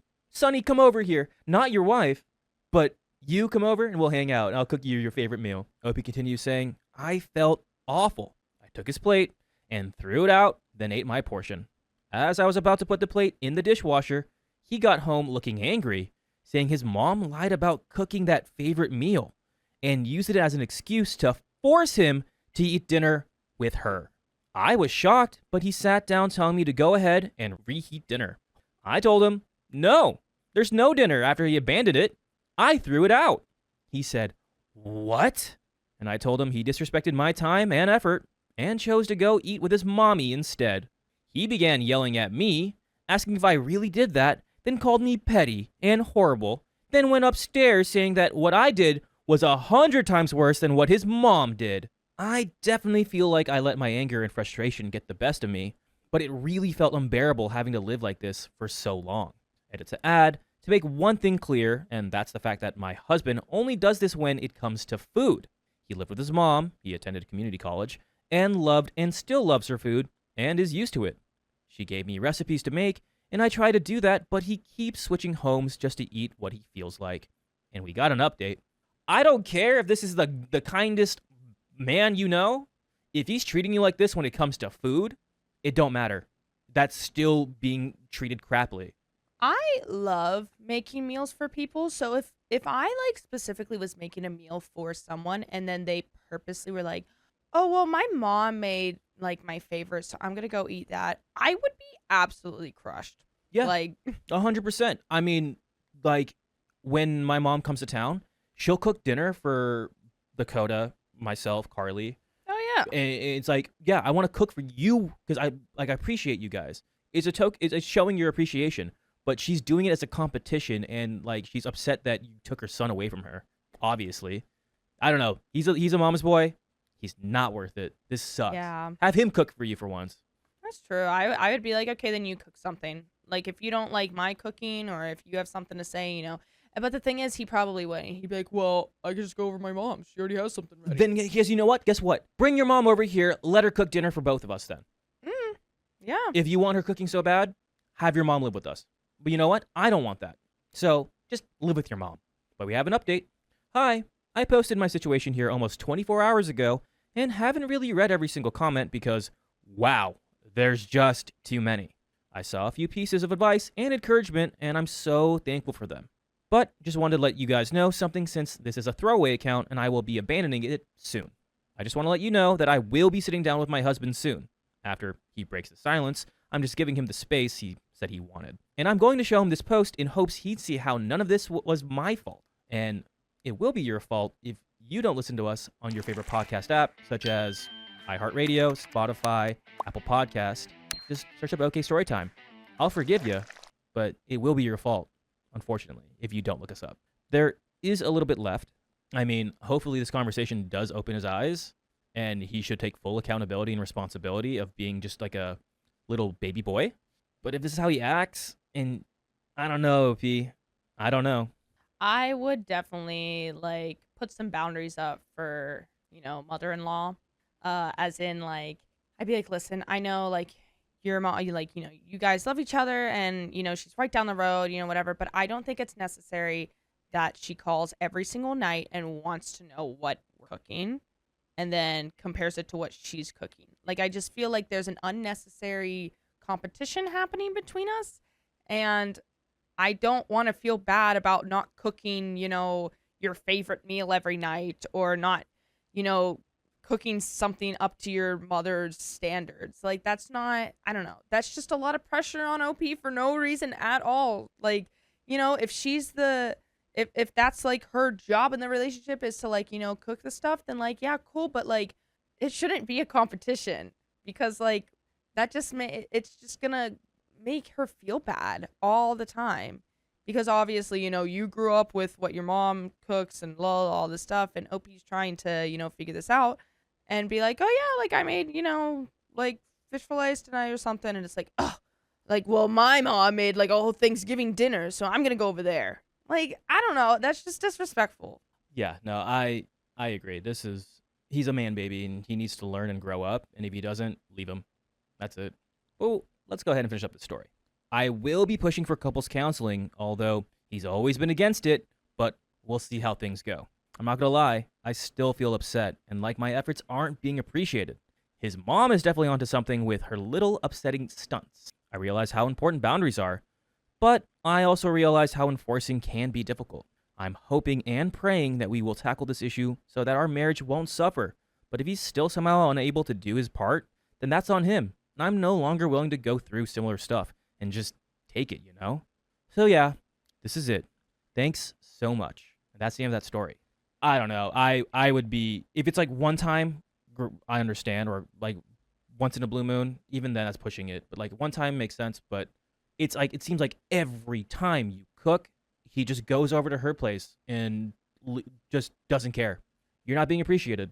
It's just blatant disrespect of just like, this is something that I'm doing for both of us, and you are just completely disregarding and be like, there's something better waiting for. That makes me feel great. Thank you so much. Like, now, I can't even, I don't even know what their, like, schedules are. Like, maybe this is, like, the only time they can, like, really, like, see each other because they're both working or something. And then, like, sitting down and having dinner is just, like, a nice little, like, refresh, and just, you can download everything from the day and just be like, this is what happened, blah, blah, blah, like, get that whole spiel out. But, like, you're just completely leaving her alone. And Yeah. just being like, go eat your own stuff. That's crazy. To have someone who loves and cares for you, and then they take time out of their day to cook meals for you, and you just don't care or show appreciation. Like, Opie didn't say she was a bad cook. She said, I'm not, like, I have the recipes. They're not the same as his mom's, unfortunately, but I'm cooking you dinner. Like, if I'm cooking you poison and, like, goop, that's one thing. But it didn't say Opie was a bad cook. Maybe, and it seems like she's talked to him about it. I don't know. There's, like, so many things that are just blatant red flags, and this guy needs to understand that he's in the wrong. Yeah, he's just got to grow up. Stop being a big mama's boy. Yeah. But that is the end of that story, and we got another one coming right up. A guy I hate scheduled his party on my birthday. Now I'm scared my friends will choose him. Text him and say, I freaking hate this guy. Coming to my birthday party. I, 17 female, am turning 18 7 days after this post. I texted my group chat with about 8 people in it to invite them over to my house for an intimate birthday party. It will be the first time that I've had a birthday party since my sweet 16. Everyone responded with, "Oh my god, it sounds fun. I'll be there." And then I went to bed. But when I woke up, I saw a text from him. From him. I'll call him Bobby. By the way, this comes from user Prudent Extent 1765. If you want to submit your own stories, go to the r/OK Storytime subreddit. I'm Dakota. I'm Sophia. And we are here to give you a good hoot and a holler. We're going to read this story. Maybe we have advice. Maybe we don't know. But if you know, or you don't, tell us what you had to think in the comments. Tell us your thoughts in the comments. NOP says, for some quick background, Bobby is an a-hole. He's a military kid that moved to my town in my junior year, and we have butted heads since day one. Some of my friends met him at church in the summer before junior year started, and off of the first impression, he seemed cool, but when he met me, we almost immediately didn't get along. In casual conversation, I mentioned that I was Catholic, he's Christian, and he proceeded to dog on my religion, nonstop, insulting my beliefs and important members of the church for no reason other than to demean me. My friends, however, encouraged us to start over and try to be nice to each other, so I tried. He did not.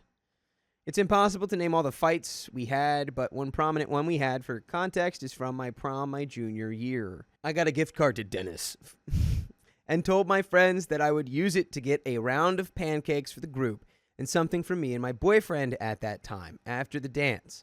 And if they wanted anything else, they'd have to pay for themselves.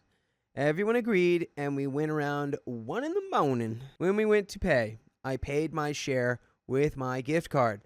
Bobby, who had gotten a whole separate meal, realized that he had been overcharged by around $4 for a milkshake. He immediately blamed me, and here's how the conversation went. Bobby, hey, I was charged an extra $4. Me. That sucks. You should go talk to the waiter. Bobby, no, you need to go talk to the waiter. Why would I do that? But because you said you would pay for everyone, but now I'm being charged. You need to go get this figured out, or you owe me $4. My friend. Bobby, this thing doesn't make sense. Stop blaming her. It's probably a simple mistake. Was so-and-so charged for their milkshake? No. Well, then the waiter just charged you for your friends. Has nothing to do with her. I'm going to remember this. Oh my god! Oh my god! He just threatened you. Dakota walked out. He slammed the door. And scene. I'm scared. Bobby made the threat. Now that you have some context about some of the stuff that he likes to pull, it makes sense why I don't want to share a birthday with him, and I shouldn't have to. The only reason why I still hang out with him sometimes is because a few of my friends are still friends with him, and I don't feel like tearing apart my 4-year-long friend group my senior year just for one person. It's not worth my time. Anyways, he was held back in elementary school, so instead of turning 18, he's turning 19 in 3 days. He already made plans to go to the movies with friends that day, and he's having a birthday dinner. So while he's not having a party that day, he still made plans for his birthday already. So I texted my friends, and everyone was down to come to my birthday party on the day of my birthday. I go to bed around 9:30, and when I woke up at 6, I checked my phone and saw a text in the group chat from Bobby that said, I would be hosting a birthday party that night, by the way. If y'all want to go to OP's instead, I understand. Or we could incorporate it. You're joking me right now. I would throw a fit. I'd say, no, we're not incorporating anything, Bobby. It's my birthday. I called dibs. I know other people are born on this day, but not today. I'd be like, oh, I'm sorry, Bobby. Is your birthday on that day? No. There's no way that Bobby's birthday is the same day. Yeah, This is sort of like a make or break moment where you can just kind of be really transparent and go, yeah, I don't want to share my birthday with the person I like the least in the group. Ooh. And then you see who follows. Who's loyal? I think it's pretty clear, especially after the Dennis incident, that we're not really cool. You threatened me over $4. Yeah. I think you just say, sorry, like I already planned this all out. So maybe you could do a different day. In shock, I clarified that it was my birthday and that even if I were to move it, which I would never do, I couldn't because I have softball districts and my clinicals for my CNA all in a congested period of time right now. So my birthday is the only day that I could even have my friends over. His reasoning for having his party on that day was because it's the only day that one of his other friends could make it. My girlies have my back and aren't going to even entertain going to his party. But I'm scared to talk to some of my guy friends because they might choose to go to his party or leave my party early to go to his. I don't want to back down, but I'm tempted to have a girls-only party, so I save myself the hurt of possibly having some of my friends choosing him over me on my birthday. What should I do? Hold firm. That's your birthday party. Hold firm. Don't back down. Never back down. Never what? Never give up. Exactly. I think, well, you can't really fix this because you're still, you're 17, 18. Yeah. I think even if you had the all-girls party, you'd still be upset because part of you would know you're having the all-girls party because you didn't want, the anyone else to not show up. But yeah, I don't know. This just is a thing. This just happens. Things get planned on the same day, and it's like friend circles are not like everyone is the same amount of friends with everybody all the time. People ebb and flow. Conflicts rise and fall. Like, you've got a lot of conflict with this guy. The people who would go to his birthday probably don't. Yeah. I also think whoever you said yes to first is priority. So that is part of the calculation there. Yeah. They all said yes to you first. Anyway, OP responds to multiple comments about ceasing hanging out with Bobby.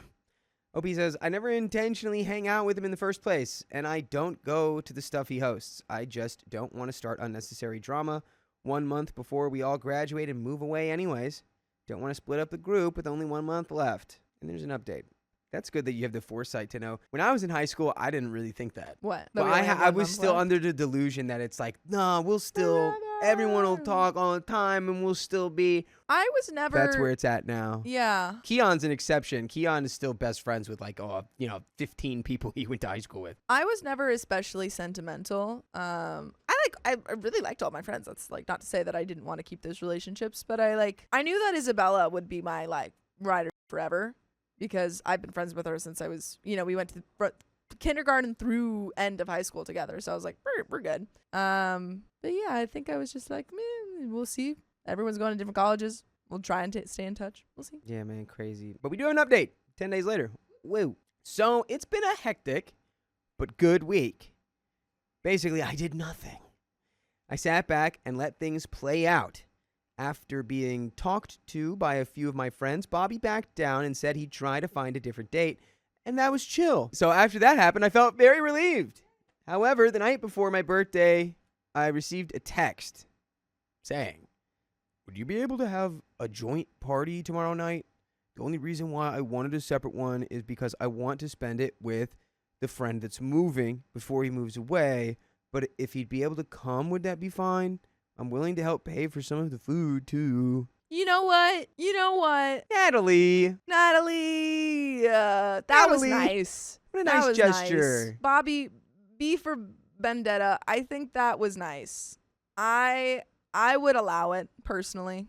I'd be like, okay, fine, Bobby. Okay, here we go. Okay. After about 30 minutes of thinking, I responded with this, quote, I'm really not comfortable having that person over for my birthday tomorrow because this is planned to be a very intimate hangout of not just my friends, but my family too. If you want to be with him instead, then I totally understand and support that. I am so sorry that he's moving, but my family and I aren't wanting to change tomorrow's plans, so I'm going to stick with just the people I invited. And he responded with just, okay.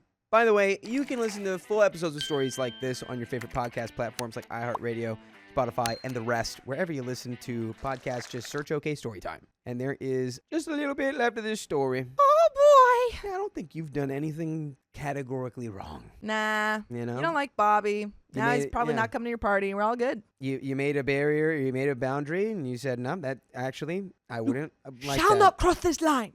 Do not cross this line. This is a no touching zone. What is that? Night of the Museum.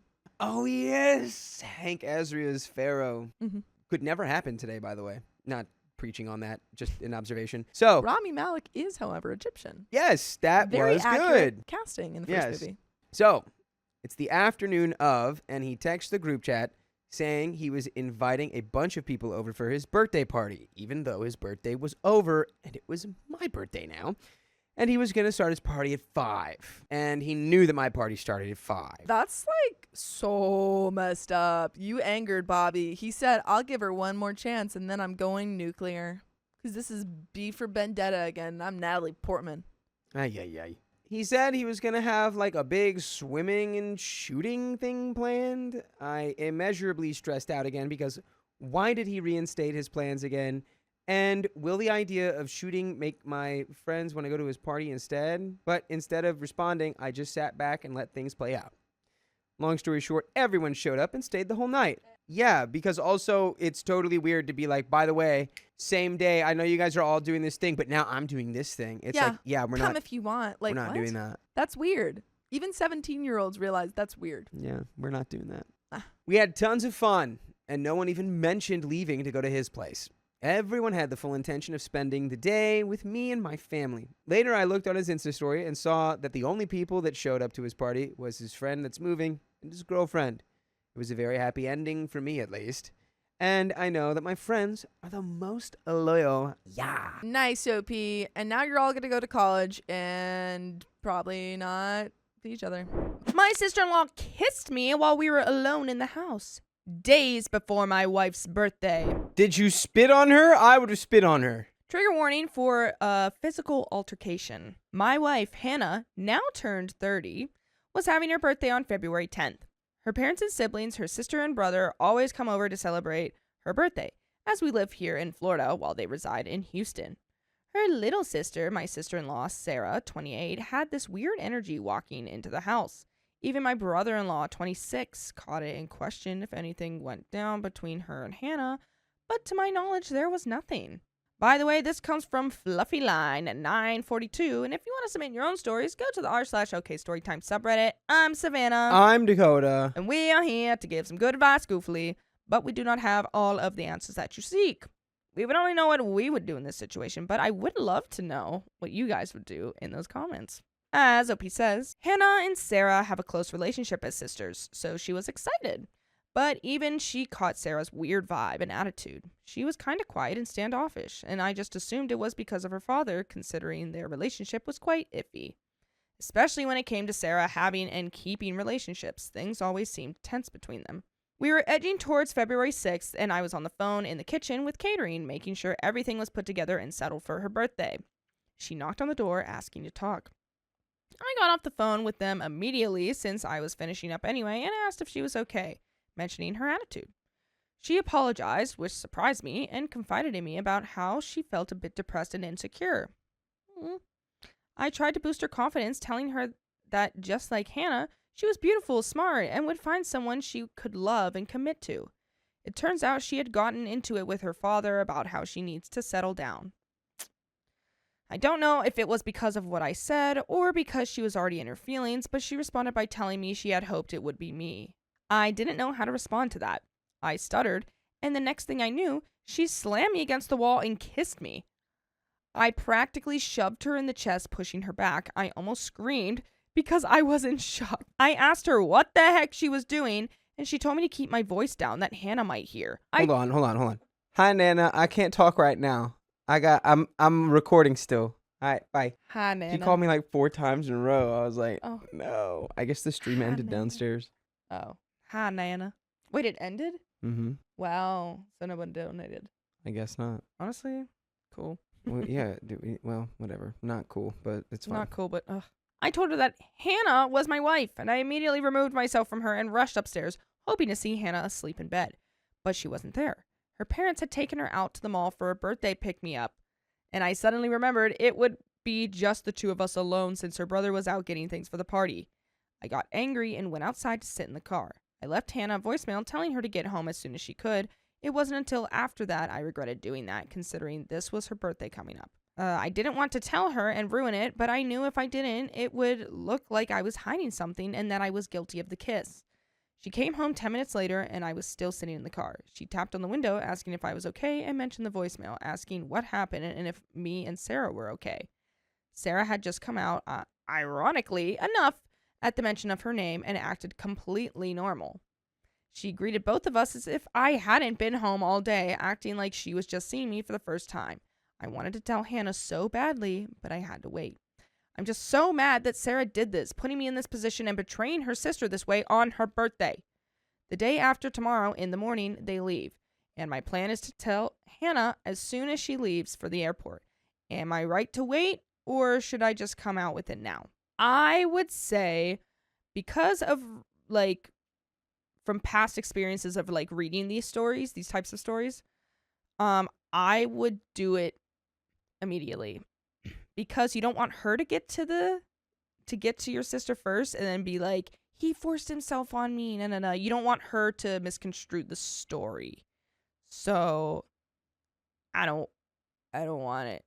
I don't want you to get in trouble when you didn't do anything. So I would say it immediately rather than wait.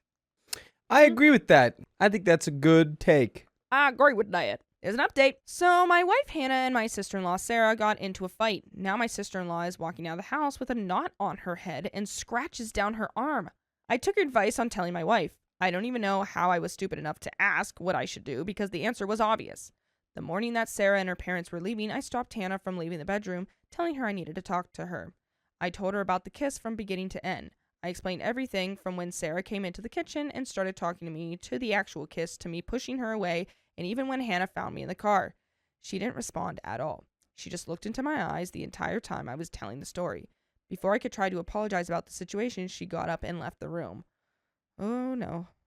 I felt my heart sink into my stomach because I thought she didn't believe me.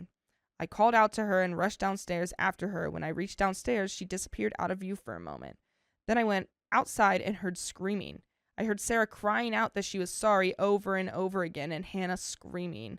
I saw the two of them wrestling on the ground with Hannah hitting Sarah. Okay, that's crazy that this turned into a physical alteration. I would understand talking it out as adults be like, yeah, screw you. How dare you do this? Blah, blah, blah. F you, blah, blah, blah. But not attacking the other person. Well, some people are just built different. And also in the middle of the neighborhood. This is happening on the front lawn. This is neighborhood entertainment at its finest. You're I'm guessing, 20s, 30s, You're out there with your little green visor on. You got the pencil behind your ear. You're like, taking them now. Who's got a bet on this? We got one bet over here, one bet over there. Who's going to make it? Who's going to last long? Who's going to blah, blah. Yeah, that's crazy that it's just happening right in the middle of your neighborhood on the front lawn. Fight club, neighborhood fight club. Me and her brother pulled them apart while their parents rushed outside to help. I was able to grab Hannah while her parents and brother grabbed Sarah. Hannah was still trying to get at her, and I practically had to force Hannah back inside. She pushed me back and screamed at Sarah from inside, telling her she was not allowed in her home or near me ever again. She then went back upstairs. Sarah was stumbling on her feet while her parents assisted her and tried talking to her. I went outside, and Sarah was confessing to them, crying and admitting what she did. Her parents shook their heads at her, and her father came to me, telling me to go talk to Hannah. I could hear her mother asking Sarah how she could do something like that and sounding completely shocked by her behavior. I went back inside and hesitated to go upstairs only because I knew Hannah needed to take a breath. She just needed time to calm down. 20 minutes later, they were gone, and Hannah hadn't come down or said anything to me. I went upstairs and opened the door to see her lying on her side of the bed. I sat down beside her, and she turned to me, asking me to lie down next to her and hold her hand. She said, I just wanted to let you know that I believe you. My sister told me before you, but she had the nerve to tell me that you kissed her as a way of shutting her up when she was trying to confide in you about not being able to find someone and settle. See? That's what I'm saying. So the sister got to her first, and was like, he kissed me. No. And like, yeah. No. But that was a lie. Yeah. So, A fib. and I'm glad that she has so much trust in you that she took your side on it. And like, you know, I don't think that she was right in beating up her sister, but I do think that, you know, at least she knew that you were in the right here and didn't believe her sister and went through all of that. So, it's a nightmare. Hannah also said that Sarah does this thing whenever she lies, and she caught it right away. She said she didn't even need that to know the truth. I told her I was sorry about all of this and explained that I didn't tell her right away because of her birthday. She told me she didn't care what day it was, she just wanted to know. She said she understood where I was coming from, but directed all the blame towards Sarah. She said what Sarah did was unforgivable and that she was never going to talk to her again. She stopped talking and just cuddled into me. I cuddled back and we both fell asleep. When I woke up, I felt the need to update you guys. By the way, we'll always keep you updated with new episodes and stories just like these. Go to Spotify, Apple Podcasts, iHeartRadio, or your favorite podcast app and just search up OK Story Time. That was a cute little cuddle. I like that. That's a It cute was. cuddle at the end. I like the cute little cuddle at the end. That's all we can hope for, right? In all of our lives, it's just a cute cuddle at the end. Just a little cuddle. Just a little A cuddle. cute cuddle at the end of my life, please. Thank you. I just can't help but feel guilty. Hannah and her sister were close, and because of me, they're not anymore. No, Pete. Do not start blaming yourself. Yes. This is the sister's fault. This is all your fault. No, this is Sarah's fault. This was 100% you. No, it was Sarah's. Sarah did this to No. herself. No. If it wasn't for you, this would have never happened. Get out of here. If only you had never been born. Oh my god. No, of course that's not right. That's why I said all that stuff with an evil face. They're not even speaking to each other now. I feel like I ruined her relationship with her sister. I don't have any siblings myself. I've been an only child. And I know what it's like to not have siblings. I couldn't imagine doing that to my wife. I keep wondering if I had done things differently, maybe Sarah never would have kissed me. What if I had been alone in the bedroom on the phone with catering instead? What if I had gone out with Hannah and her brother for her birthday pick-me-up? I just can't help but beat myself up over all of this. Well, hope you don't. My mother-in-law brought toxic flowers into my house, and somehow I'm the bad guy. They're just poison fumes emanating off of the flowers. I bring you poison. Hi, Reddit. My in-laws were in town and staying with me for the holidays.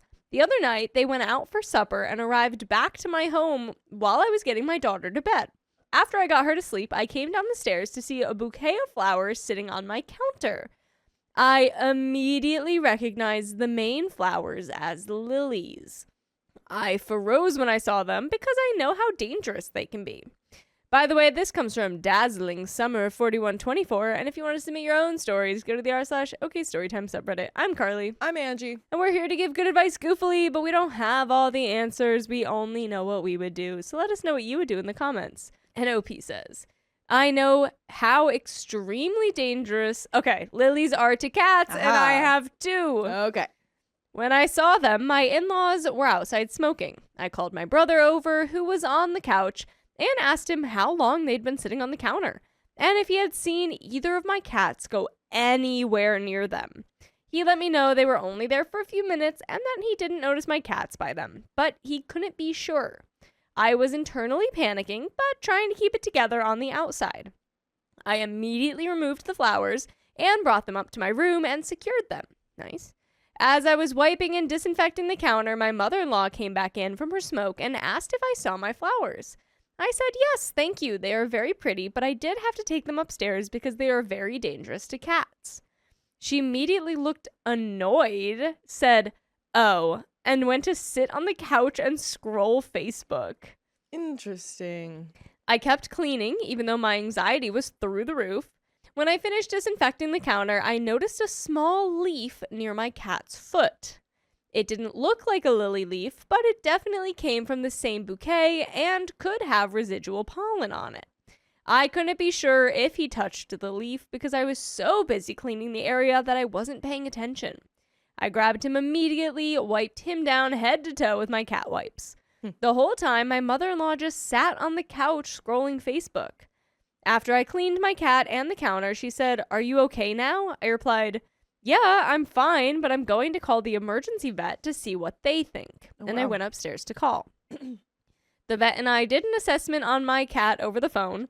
My other cat was sleeping in his tree the whole time, so I was not concerned about him. The vet told me that based on the assessment, the fact that the flowers were only there a few minutes, that I removed them and wiped both the counter and my cat immediately, she was comfortable with me monitoring him at home for the next 72 hours. As I hung up the phone, my mother-in-law was walking up the stairs, so I told her, the vet said he should be okay to monitor at home, thankfully. She just looked at me with tears in her eyes and went into my guest room where she was staying and shut the door.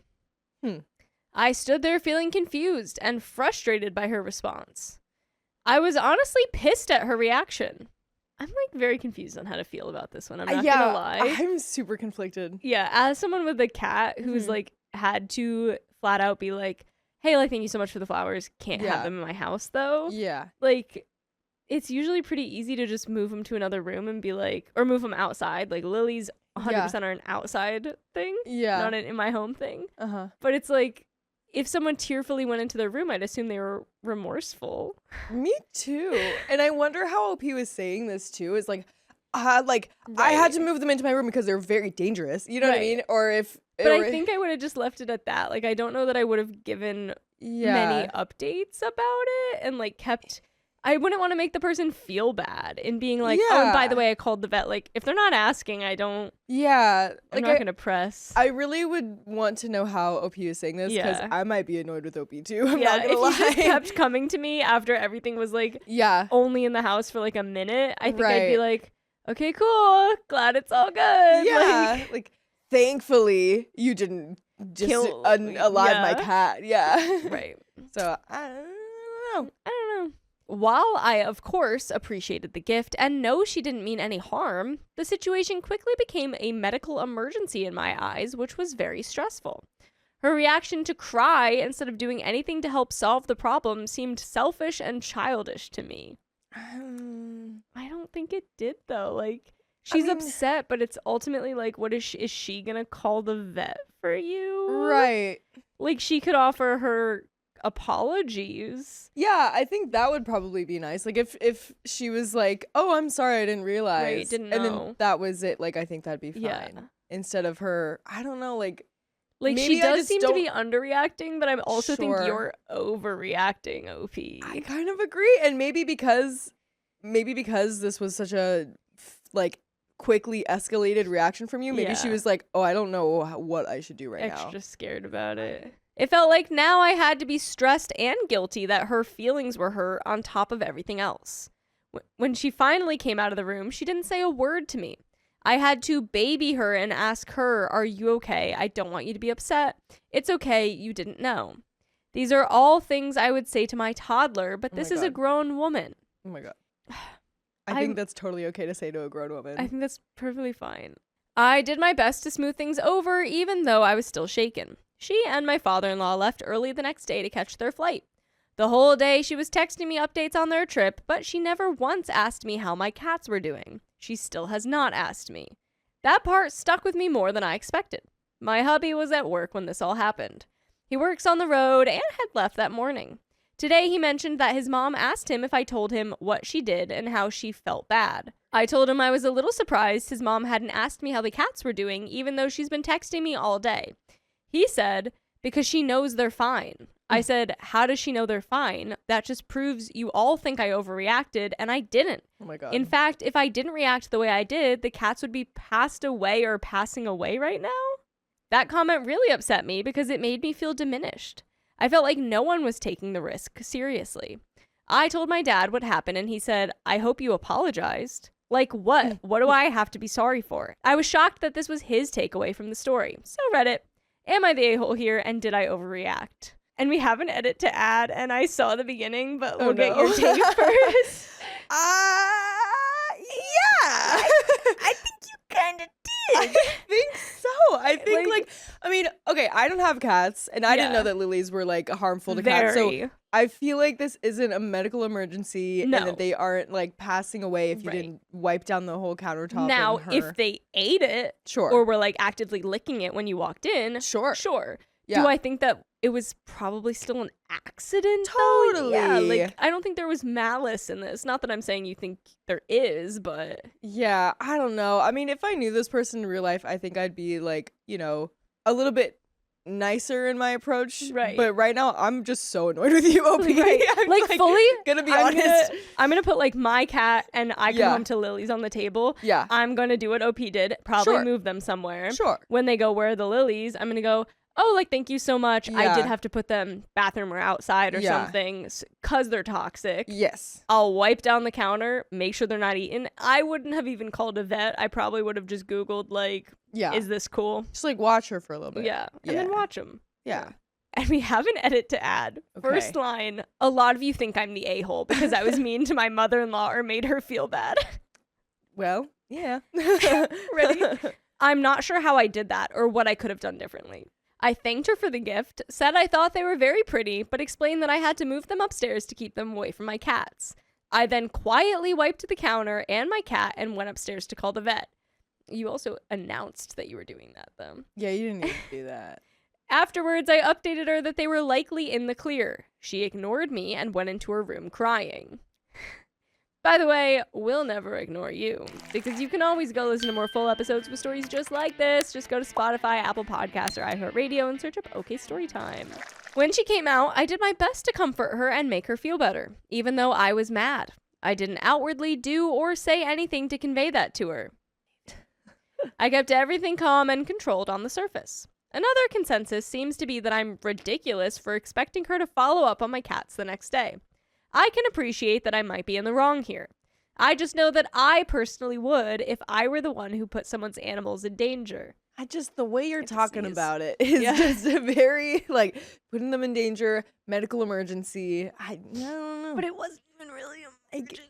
You're Yeah. fine. Fine. She also has 2 cats of her own, so I assumed she would be more compassionate to the situation. You guys are right that I shouldn't assume that or project my own values onto her. Anyway, thanks everyone for the feedback.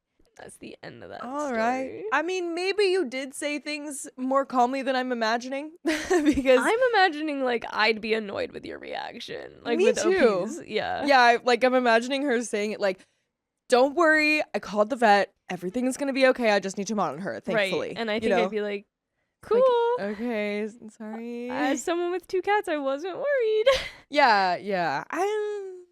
Yeah, honestly, that's probably a big reason why she's not so worried, is because Right. she has her own cat. Does concern me though that she has her 2 own cats and doesn't Yeah. know to not bring lilies into the house. That is true. that You was probably weird know that. to me. But yeah, I don't know. I mean, like, I think you're valid in having your Yeah. own feelings, and I get why you might be thinking that. I think we can just take it down a notch. Yeah. It's okay. Yeah. Calm down. I'm glad your cats are good. Yeah, me too.